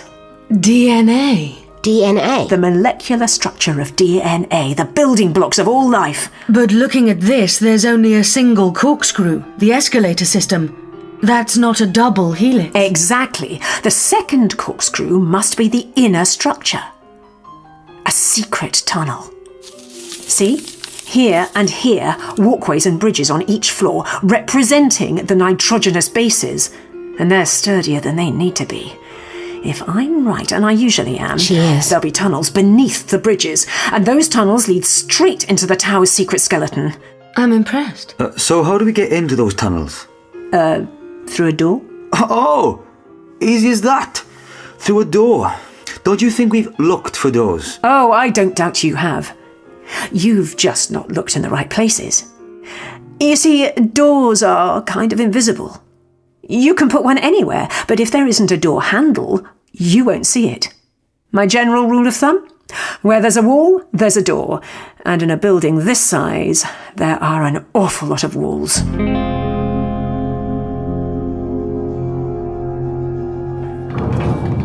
The sandwiches sound wild. Hope the walls can cope.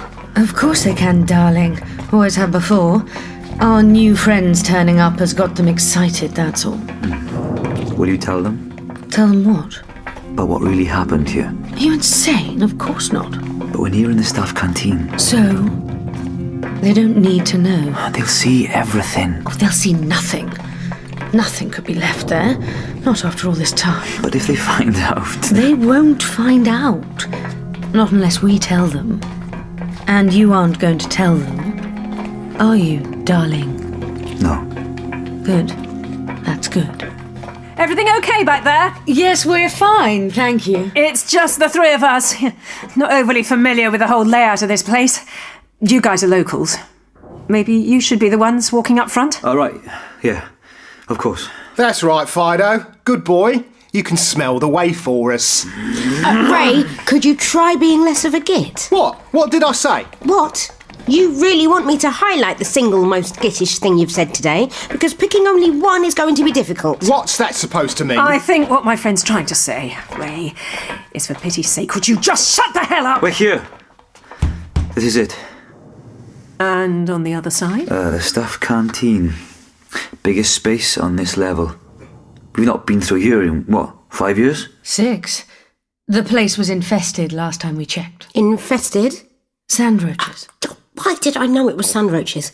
I said infested and I knew. I already knew. I mean, what did I think you'd say? Squirrels? Rabbits? No, had to be sand roaches. Really, and before you say anything, Benny, can I just point out that being scared of those things is not a phobia. There is nothing irrational about being scared of a 7-foot cockroach. Quite right. Shall we? If you're certain. Never. My life is one great big uncertainty, Principal. But you still want me to open the doors, right? Absolutely. Do not go gentle into that good night.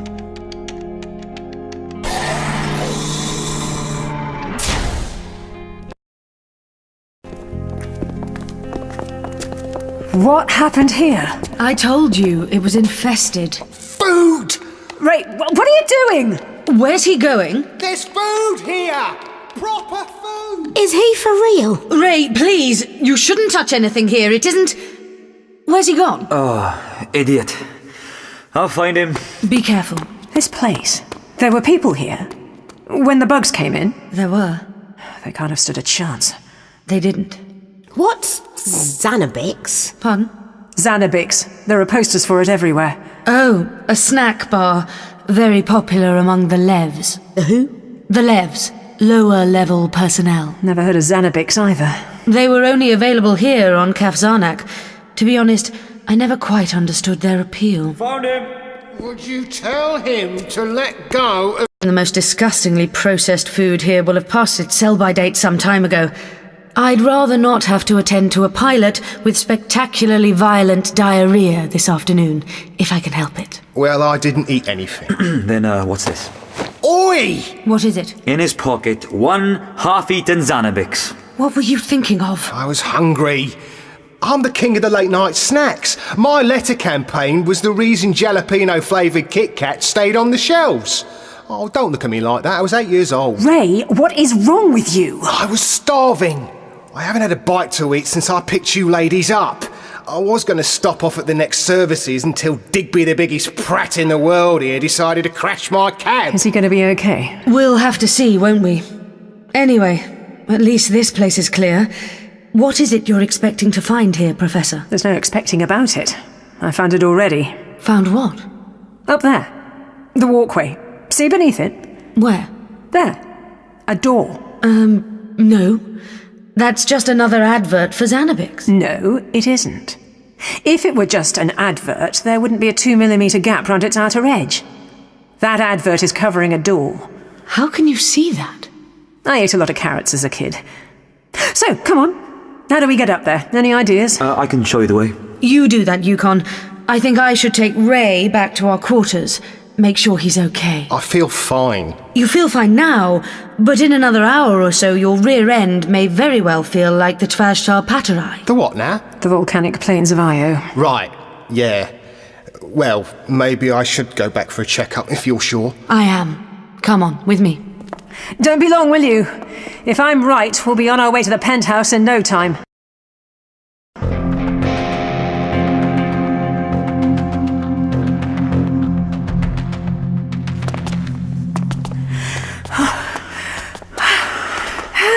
Have you noticed how it's never the down escalator that's out of order? 'Twas brillig, and the slidey toes did Gaia and gimble in the way. I'm sorry, what did you just say? Nothing. Yes, you did. And earlier, like you were reciting something. Oh, it's just a poem. You were reciting a poem? Yeah. Why were you reciting a poem? Well, I do it in times of stress. Carol taught me to do it. Carol? Dr. Bauer. She taught you to recite poems in times of stress? Yeah. Why? I'm a Caloran. We're naturally aggressive. Our usual response in a stressful situation is to become more and more so. But that isn't always helpful. By reciting poetry, I stay calm. Calmer. Right. And does it have to be any particular poem? Well, I'm quite partial to T.S. Eliot. The Hollow Men is my favourite. This is the dead land. This is Cactus I wasn't land. actually asking for Here a the recital. stone images are raised. Here they receive doing the it anyway? supplications of a dead man's hand. And Came, is it? No, I thought it best to take you directly to the sickbay. There's more equipment there. I can carry out a more thorough series of tests. You don't think I've really got space diarrhea, do you, Doctor? Well, that depends on what exactly space diarrhea is. It's diarrhea, but in space. Diarrhea in space is just regular diarrhea, Ray. Unless you're in zero gravity, then it's quite another matter altogether. Either way, we won't know whether you're ill until I've carried out some tests, will we? Right. Didn't you hear me telling you not to eat anything back there? Oh, yeah, but I was hungry. And isn't that the problem? Everyone's so impulsive these days. Never mind the consequences. They're hungry, they eat. They're angry, they yell. Always in the here and now, never thinking of tomorrow. What do you mean? Oh, never mind. Did I hear you say you came here on your honeymoon? Yeah, me and the missus must have been about 15 years ago. Ah, yes, the glory days. And how did you find it? We didn't drive here, we caught shuttle. I mean, did you enjoy it? Oh, yeah, it was all right. Bit deserty, though. Deserty? You know, lots of sand, not much else. It was a desert planet, Ray. Yeah, but a couple of palm trees wouldn't do any harm, know what I mean? No, of course they wouldn't. Why stop at palm trees? Why not add a waterfall, a rainforest, a man-made lagoon? Exactly. I was being sarcastic. Anyway, this is us, the end of the line. If you could just go down to those doors, I have to enter the security code from here. But you said we were going to the sick bay. We are. It says stockroom on the door. It used to be a stockroom. We turned it into the sick bay. The real sick bay was destroyed years ago. Oh, right. Fair enough.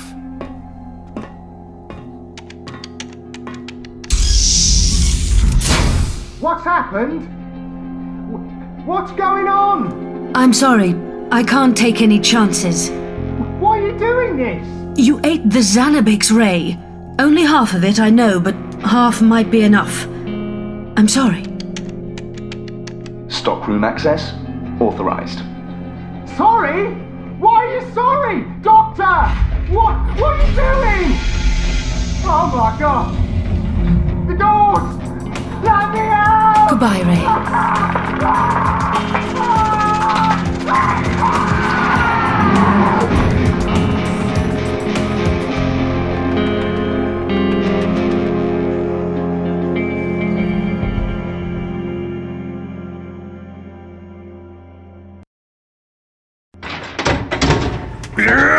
Come on, Yukon.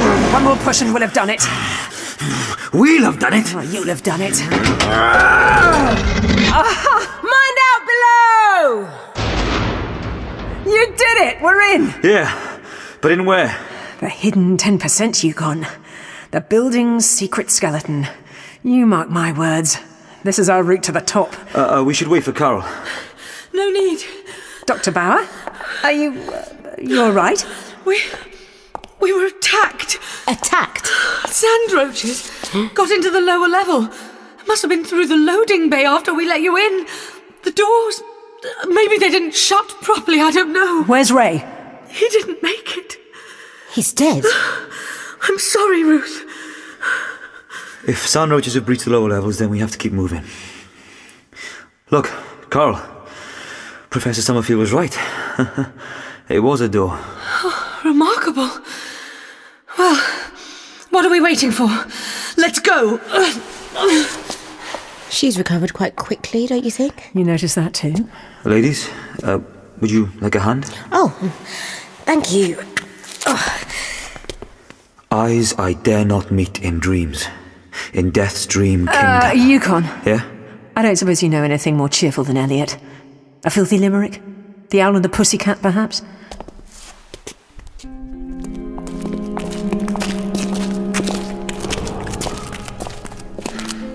Incredible. This is just... It's incredible. Where are we? Between the tower's core and its outer wall, I'm guessing. That's why it's colder here. Oh, tell me about it. I'm freezing. You've never seen any of this before? No, none of it.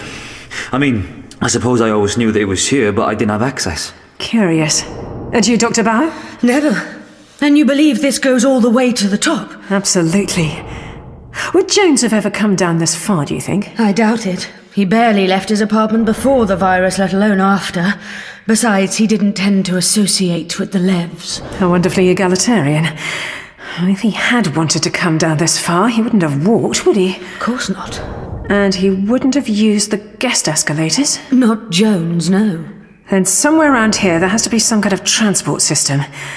A lift or a train or something. It's a train. I thought you said you've never been here before. No, I haven't. But I heard rumours. People claim that Dr. Jones had a private train around the resort. I always thought it was an urban myth, to be honest. Like the one about Pope Gregory the 23rd being a lizard? Actually, that one was true. Oh, right. Well, anyway, I heard Jones had a private train that took him round the building. That's all. Right. And what do trains have? Carriages? Yes. Not necessarily what I was thinking Overpriced of. sandwiches? Ruth. Oh, I've got it. Backpackers with stupidly oversized luggage. Seriously now? Stations, Benny. Trains have stations. Ruth, but yes, stations. That's right. Jones's train would have needed somewhere to stop. Listen, before we all get carried away, we don't even know for sure this train exists. No? Look around you. In a tower this big, there are no service lifts. So, how did things get from the top to the bottom? By train, using this tunnel. Come on, we've a station to find. They know. How can they know? I don't know, they just do. You can't, darling. They're clueless. They found this place in less than 90 minutes. We've been here 10 years and couldn't find it. That doesn't mean they'll find out everything. No? And what about that pilot, Ray? That was unfortunate. Unfortunate. Unfortunate. What really happened to him? Sand roaches are a terrible thing. You were going back to our apartment. There are no sand roaches in that sector. We made sure of that. Except... Stockroom 10? Yes. Why would you take him to Stockroom 10? What else was I supposed to do? I can't believe I'm hearing this. He ate the Xanabix. You found it on him. What was I supposed to do? We could have...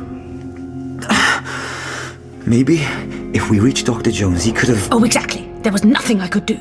We had to get rid of him before... Yukov! Yeah? Could you come here a moment? I think I found the reason it's so cold in here. Remember, not a word to them. They don't need to know. What is it, Professor? Come and see! That. Oh. What is it? A breach in the outer wall. 200 yards ahead. A breach, but... Exactly. Sand roaches. They could be anywhere in here. I know. Look, everyone stick together. I'll go ahead and check it's clear. You can't. I'll be fine. In Xanadu, the Kubla Khan, a stately pleasure-dome decree. That's never a good sign. What isn't? He's reciting Kubla Khan. He hates Coleridge.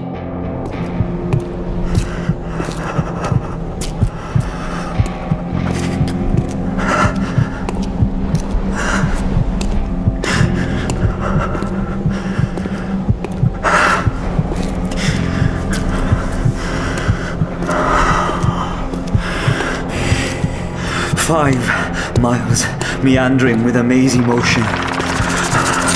Through wood and dale the sacred river ran, then reached the caverns measureless to man, and sunk in tumults to a lifeless ocean.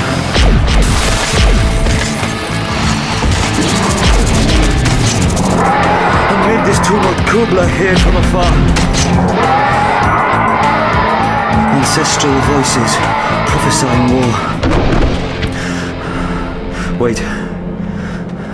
What's this? Oh no.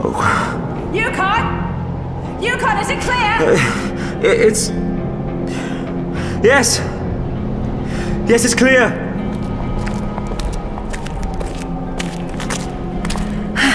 What have you got there? Wait, I recognise that shirt. So do I. It's the one Ray was wearing, isn't it? Yes. I recognise the creature's markings.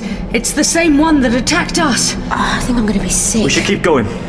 It's too cold and too dangerous for us here. Shouldn't be too much further.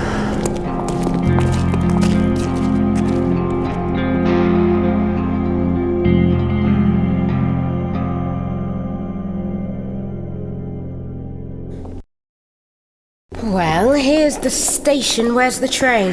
Top floor, I'm guessing. Well, isn't that marvellous?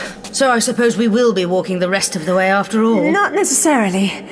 Maybe there's some way for us to summon the train from here. Summon? The train? What, with a dog whistle? Sorry, darling, no offence. None taken. No.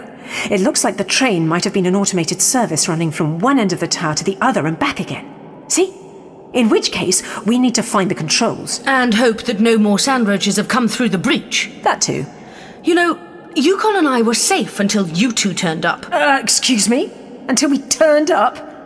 You crashed our ship, and there were 3 of us then.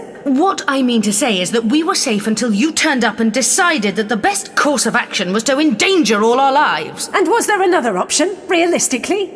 Maybe you think Ruth and I should have stayed with you in your apartment, become the harem to your pet Kiloran here. No offence. I'm actually taking that time. Is that what you had in mind? No, I'm just saying, if we'd taken our time, perhaps we could have come up with a plan that didn't involve us taking quite so many risks. Benny, Dr. Bauer, both of you, remember what you were just saying about sandroaches coming through the breach? Yes. Well, don't you think if more sandroaches have come through the breach, now might not be the ideal time to stand around bickering? Quite right. All of you, look! Over here! What is it? Maintenance and controls. Authorized personnel only. Brilliant! Can you get in, do you think?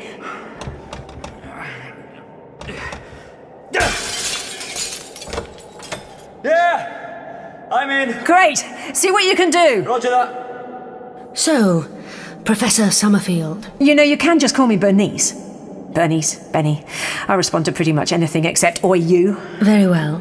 Bernice. I was just wondering, what are you a professor of, exactly? The property of long-dead people, mostly. I'm sorry? Archaeology. Fascinating.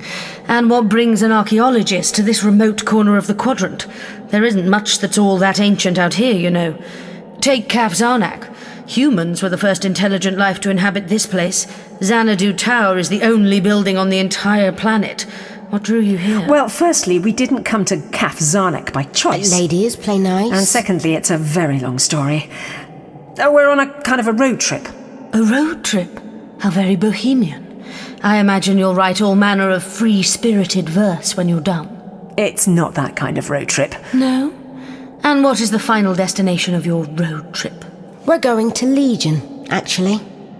Seriously? Oh, ladies! I think I've done it! The train is on its way. Fantastic! Excellent work, Yukon. How long will it take? According to these instruments, approximately 1 minute 30. 1.5 minutes, you say? Yeah. Right. So, how about we spend the next 1.5 minutes pretending we didn't just hear a small army of sandroaches coming towards us? You up for that? Fine by me. I'll try my best. Yukon! How long now? 1 minute 10 seconds. Damn. Yukon! Yeah? Any chance you could come over here with your big gun thing? Why, what's wrong? We've got company. Sandroaches. 600 meters. How can you tell? I can smell them. Don't worry, the train's only half a mile away. Wait, how do you... I can hear it. You 3, get in the control room. That which we are. One equal temper of heroic heart. Time and fate. And strong will. Come on! Come on! The train's here, Yukon! The train's here! You get on! I'll catch you up! Catch up? Are you mad? It's a train! I know that! And I'll catch up, I promise. Yukon! Just go! Strive. To seek. To find and not to yield.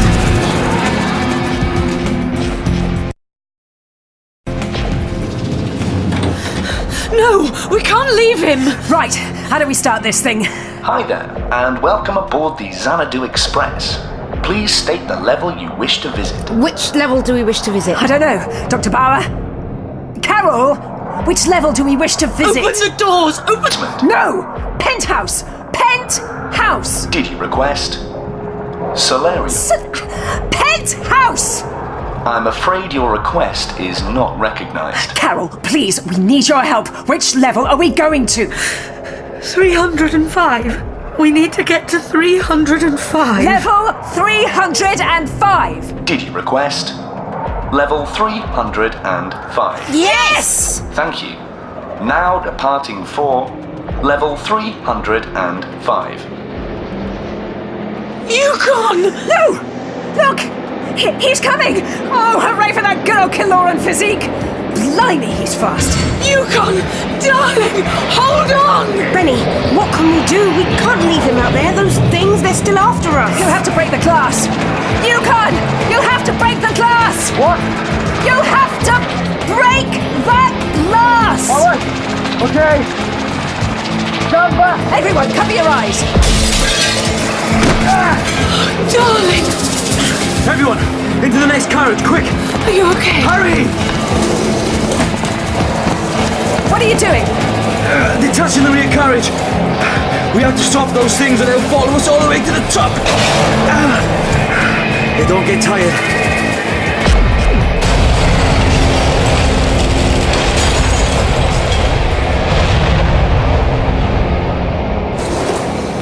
I should hold him for a while. Everyone okay? Are we okay?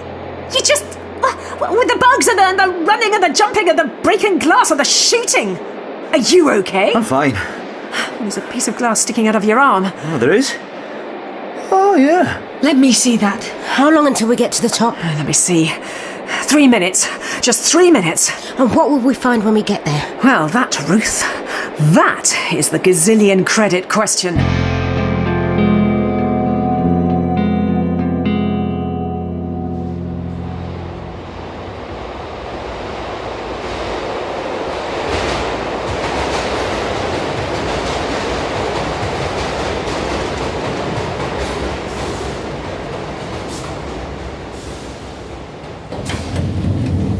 This is us.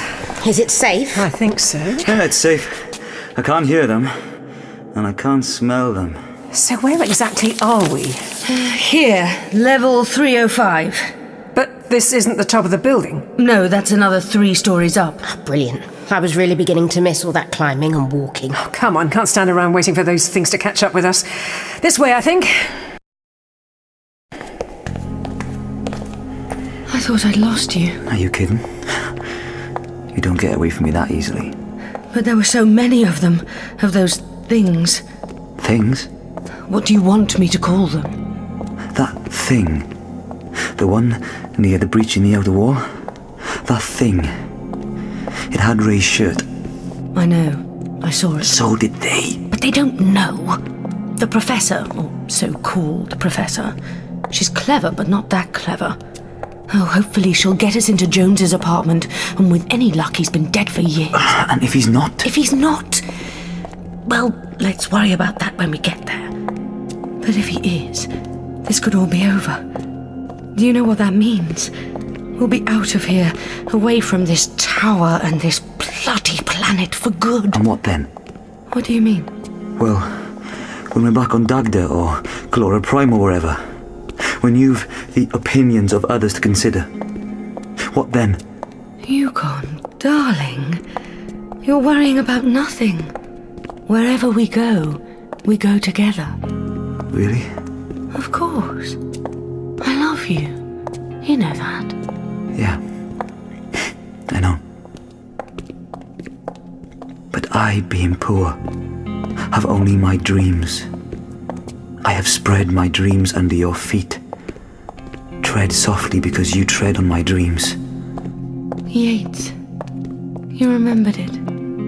I remember all of them. Because of you. Guys, try and keep up. I think we found Shay Jones. What is it? A security panel. An old school security panel. We need the password. Who still uses passwords? Dr. Jones was old-fashioned that way.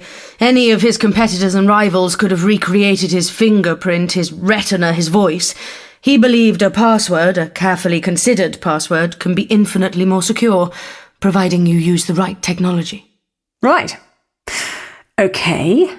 So what would his password be? Why are you asking me? I barely knew the man. And did he have any pets? A favourite colour? Oh, this is ridiculous. We're stuck here, aren't we? A mile away from our food supplies, with a tunnel full of carnivorous insects between us and safety. Brilliant. We're screwed. Not necessarily. Look at the keys. I'm looking. What do you see? Keys. Letters. Anything unusual about some of those keys? I don't know. Some are clean, some are dirty. Okay, some are dirty, some are clean. The nitrogenous bases of DNA are adenine, cytosine, guanine, and thymine. Oh, yeah, I knew that. Thymine, guacamole, cyberthing, and adenoid. Very funny. So the only letters ever used on this keyboard are A, C, G, and T. Jones's password is some combination of those letters based on the nitrogenous bases. I'm lost. Are you following this? Kind of. Almost. Not really. Good. So long as it isn't just me. The route we took here from the station, it was unusual.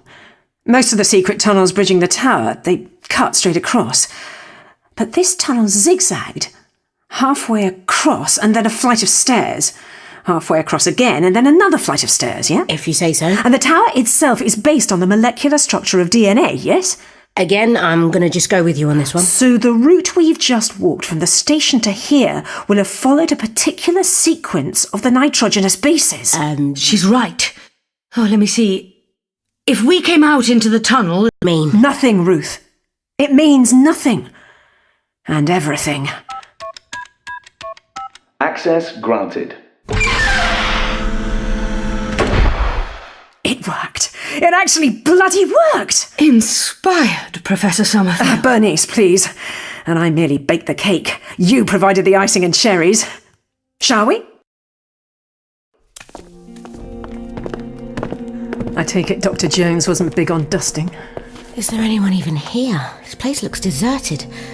When was the last time you saw or heard him? The quarantine, when they closed this place down. We've seen nothing of him since. As I said, he could be dead. He isn't dead. How do you know? I can smell him. I can hear him. Okay. Half a league. Half a league. Half a league onward. All in the Valley of Death Road the 600.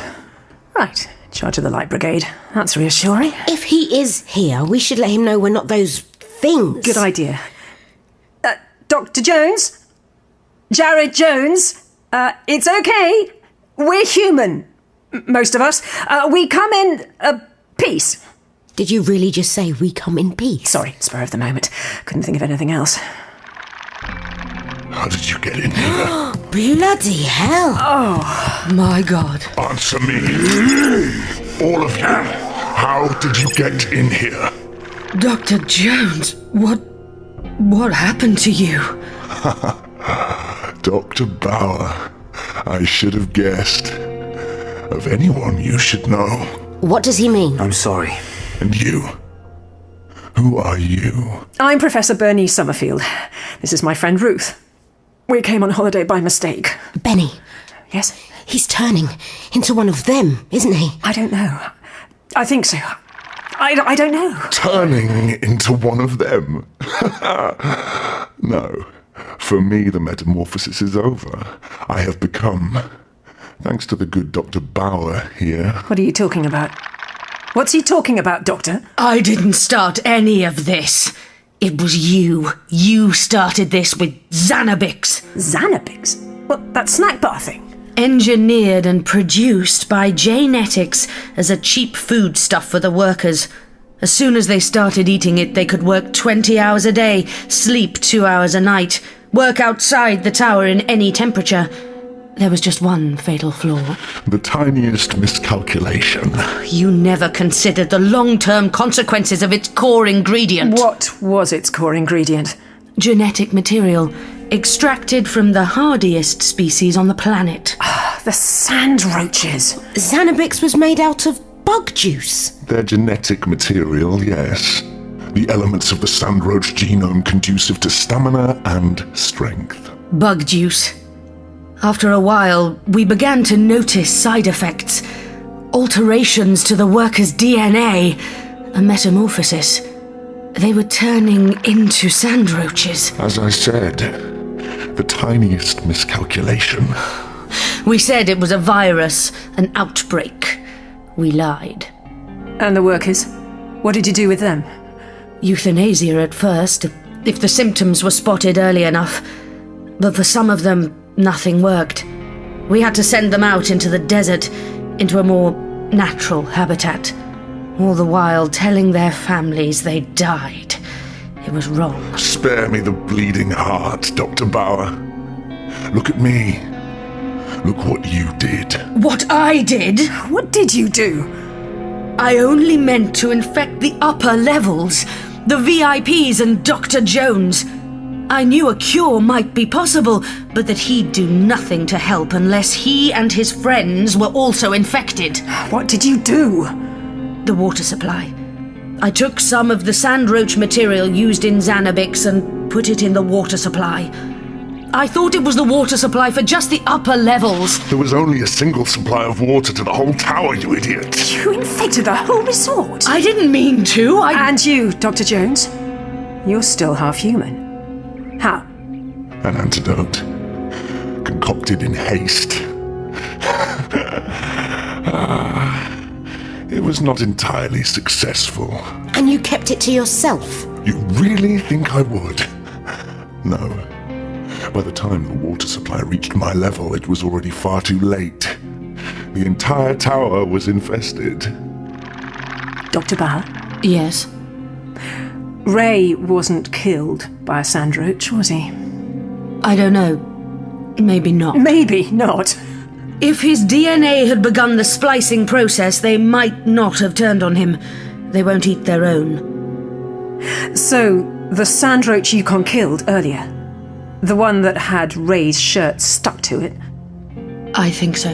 Then you as good as murdered him and all the others. You and Dr. Jones here. I just want you to know that. Good. Then we're all on the same page. So tell me, Summerfield, why are you here? We're here because Ruth and I crash-landed on this planet. We don't intend to stay. Dr. Bauer tells us you have the only working shuttle in the whole resort. Is that true?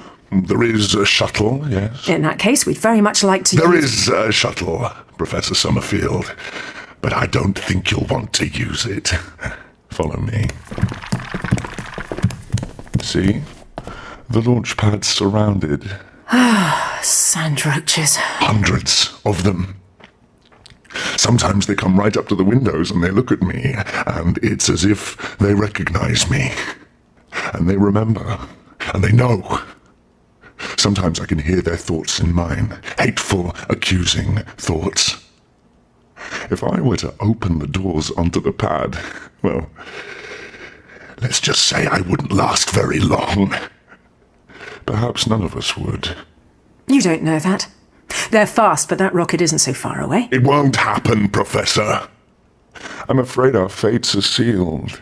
Are you insane? You won't even allow us the chance to try? Do you think I want to escape? Looking like this? My fate was decided the moment you carried out your little gesture of rebellion. You began this! Yes, you're right, I did. And I shall end it. My transformation, my solitude, they have been enlightening. As a living lesson against the folly of hubris, you have to admit I'm second to none. You see, Dr. Bauer, in 10 years I've learned one thing. Just one. Nature always wins. And it is both savage and unforgiving. Kaf Zarnak is a hell. A hell I thought we'd tame. I was wrong. Instead, it will be our tomb. No, I won't allow it. Open the doors. Make me, Doctor. Yukon, the gun. What if he's right? You know what they're like, the sandwiches. If he opens the door, they might swarm in here and then we'd be all... The gun, Yukon! Shoot him. I can't. What do you mean you can't? I mean, I won't. Then give me the gun. I'll do it myself. No, Carol, please. Maybe we should all calm down. Give me the gun, Yukon. Give it to me now, darling. What's he doing? Why is he doing that? Of course. Why didn't I twig earlier? Darling, must be a control word. I'm sorry, Professor. I couldn't. There's nothing I can do. I know. Please, Carol. Killing Jones won't solve a thing. Oh, I beg to differ, Professor. Killing me may solve everything. It's clear now that Dr. Bauer and I have been caught in a rather interesting embrace for the last 10 years. Our choices have shaped this entire world. Don't you see? It was always going to come down to... Ah! Oh, do shut up. Now, how do we open these doors? Why? You heard him. If we open those doors, we're dead. If we open them. The lever. Near the window. Do it. But the sand roaches... They're more intelligent than you realize. The ones who changed, who were transformed, they didn't lose all of their humanity. They didn't lose their memories. They know what happened here. They've always known. Carol, please, don't let them in. Benny, what are you doing? I have to do something.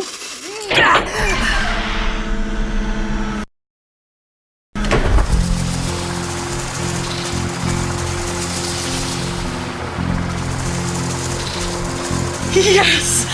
Look, Yukon, the shuttle! Can you see it? It's not far. You're fast, you can make it. No, I can't. There's too many of them, even for me. But if we run... It's too far. I can't stay here, Yukon. Not another day. Not when we're this close. Listen to me, Carol, please. I'm sorry. I have to do this. Run, darling. Carry me. No!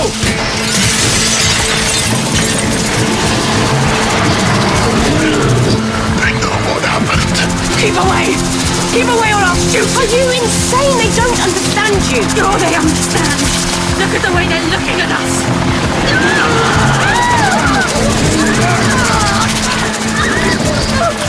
Carol! No!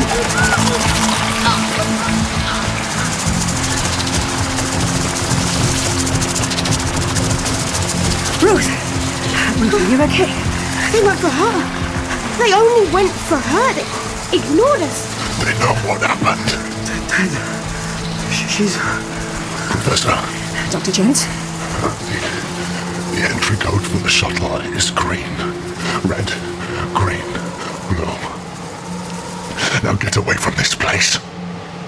And tell everyone you meet to leave it well alone. We had no business ever being here. No. No, you didn't. I'm sorry. I wish I could find some kind of sympathy for you, but you brought this upon yourselves, all of you. No pacifying words for the dying man. He stopped being a man a long time ago, Jared. Wish I could argue with you. But I can't. Look after Yukon, Professor. Dr. Bauer had such control over him. He'll be lost without her. Can you take him home? Wrong direction. I'm going forward, not back. Forward? To where? There's nothing much beyond this place. This was the last holiday world on the galactic rim. The only things beyond here are a few dead moons. You can't be serious. What? You want to get to Legion, don't you? Is this why you were out here? The last planet before the edge of the next galaxy. And you thought I was mad. My son is there, I think. And if he isn't, then it's been a monumental wild goose chase. And someone's going to be sorry for dragging me out here. But we've come this far. I have to know. Then good luck. And let me give you one piece of advice. Trust no one there. The people there make what Carol and I did here look like a child's birthday party. Why? What is Legion? Why is everything I hear about it so bloody negative? Jones? Jared?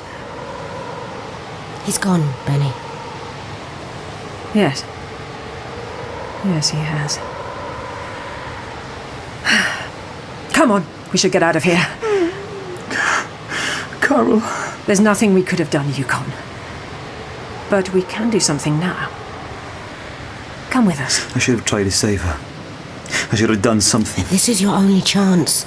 We have to go. Out there! With those things! It's the only thing we can do now. No going back. Besides, I think they were always only after her. They know what happened here. Come on.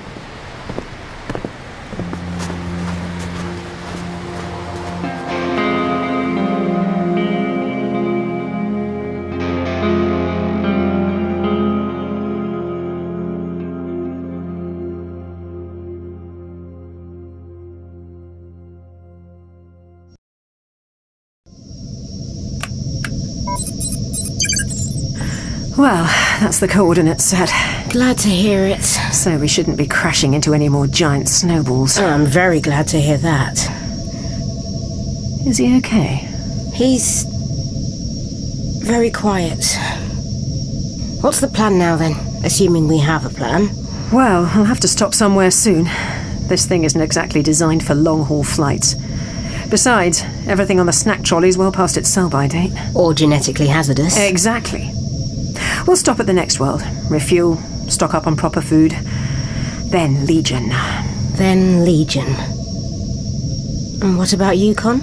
Well, when we make the next stop, he can decide for himself what he wants to do. Maybe for the first time in his life.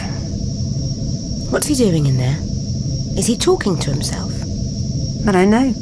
Another poem, maybe? Come on, let's get away from here. And on the pedestal these words appear. My name is Ozymandias, King of Kings. Look on my works, ye mighty, and despair. Nothing beside remains. Round the decay of that colossal wreck, boundless and bare, the lone and level sands stretch far away.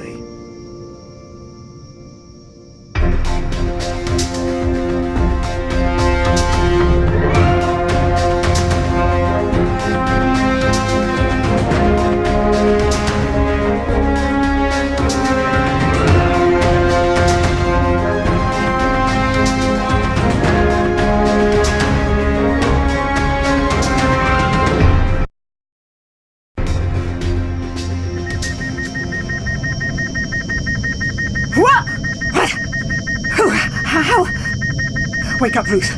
Ruth! I'm awake. Oh, what's that awful noise? That's me. No, not that awful noise. That awful noise. It's a proximity alert. We must have triggered a space boy. Hang on. Here we go. Recognized, authorized, nor wanted in our proximity. We repeat, you are entering Legion space. Turn back. You are neither recognized, authorized, or wanted in our proximity. We repeat, you are entering... Bugger that. We've spent 6 months getting here. So that's Legion then? Out there? Pretty, isn't it? Not really. I've seen gone off fruit that's more enticing. Well, that is maybe. Nevertheless, I'm taking us into land. Locking onto their spaceport now. I bet they don't want us, didn't you hear? I don't care what they want. Oh, nice try, Legion, but no cigar. Penny? Protective energy dome over the main city. Well, I say main city, I mean only city. I mean, wow. That's it. Just one city on the entire planet. With an energy dome to keep us out, just in case we didn't get the message, which we did. Don't you want to get in there, then? Now, I never said that. I just wanted to make sure you were absolutely, positively and utterly aware that they don't want us to. My son may be down there. Let's get through that barrier, then. How do we do that, exactly? What's this? Benny, look, I don't know spaceships, but are you just going to ram us into the barrier and hope we get through all in one piece? Looks like it, yep. Hold tight.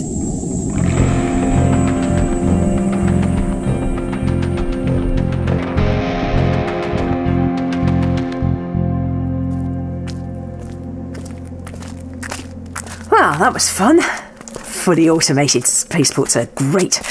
No one to argue with you or rummage through your suitcases looking for fruit and veg. Good thing their energy shield thing automatically opens to let in ships piloted by Don't Take No for an Answer Bernice Summerfield. Never doubted that would happen. No, I did. Now then, spaceport behind us, lots of lights that-a-way. Seems the obvious place to go. Fancy a stroll? You keep asking like you think I have a choice. Come on then. I'm not sure I like this place. Everyone's staring. Of course they are. We're new in town. It's like the moment when you walk into a nightclub in a strange backwater for the first time. Everyone thinks, fresh meat, don't they? Do they? Yes. Probably. I don't know. It's been a lot of years since I was last in a nightclub. Hello, pretty ladies. You look like nice fresh meat. I show you a good time, yes? See, I was right. Not sure you should be pleased about that. I show you best time in Legion City. Hello, I'm sure that's lovely, but maybe you can help us? We're looking for a friend of ours, Peter Summerfield. I'm not sure that's the subtlest approach, actually. I mean, he's just a teenager. No one like our friend here is likely to have heard of him. Why you want him? She's his mother. Hey. I mean no harm. I was just joking about best time. You, Summerfield mother. You are marvelous humans. Please, I beg you, no tell him I see you. I'm so sorry. There's a word for that. Weird. That's the one. So, he knows your son? Seems so. Then again, who knows what he... Bloody hell. I don't believe it. What? See that there? That bar? What about it? Irving Braxiatel. I wonder if that's your calling card. Sorry? The White Rabbit. There's a bar on Earth, in London, by the very same name. It's always been there, across the centuries, never changing, though not everyone can see it unless they look very closely and slightly to one side. A few people have suggested to me that Brax may have been behind establishing it there. And look, here's a huge neon-lit version of it. Coincidence? Ooh, I don't think so. Come on, we've been following a white rabbit of our own all this time. I reckon we should take a look inside.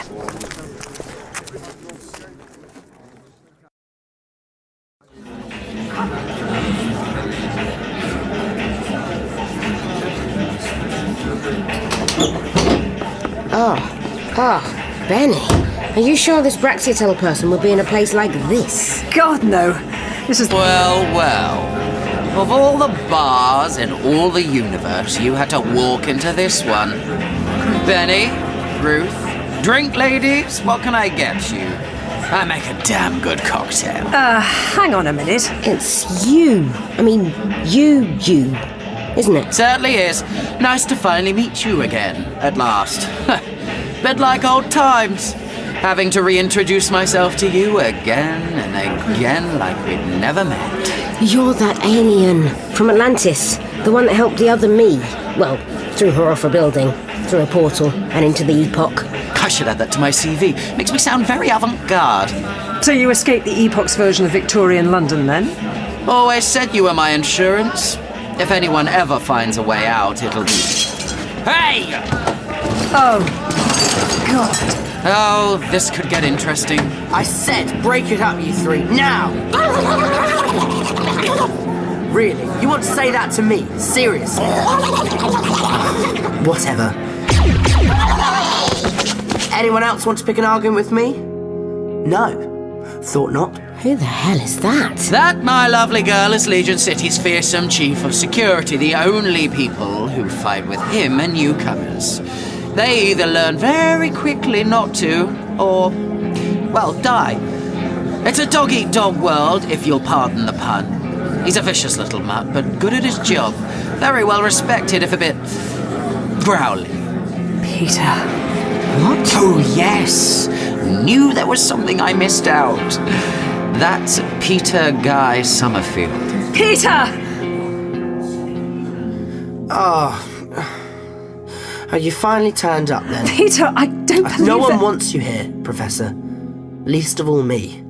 Now, if you'll excuse me, I have a body to clear up and reports to file. And I don't know what you lot think you're staring at. But, Peter... Benny, I'm so sorry. We came all this way for him. Ah, Professor Summerfield, I presume. Welcome to the White Rabbit. Indeed, welcome to Legion. I'm so glad you picked up my little message. Braxiatel. Please, Bernice, it's Irving. Irving? Think I need to collect some glasses. However many are left in one piece, anyway. You okay behind the bar for a moment? Of course I am, Jack. Thank you. He's a good lad, your friend Jack. He's not my friend. Ah, yes, of course. He explained. Other realities and all that, rather like myself. I should explain. I'm not Braxiatel, or rather I am, but I'm not your Braxiatel, not this universe's one, at any rate. I'm an Irving Braxiatel from somewhere else, or Braxiatel. I'm not sure I'm following all this, to be honest. Oh, it's really very simple, my dear young lady. Infinite Braxiatels across infinite universal realities. Nope. You might as well have just said yabba jabba gabba. Indeed. But the important thing is that it's your new home. Braxiatel. Irving, please. Irving? Yes, Bernice. I think I'm going to kill you.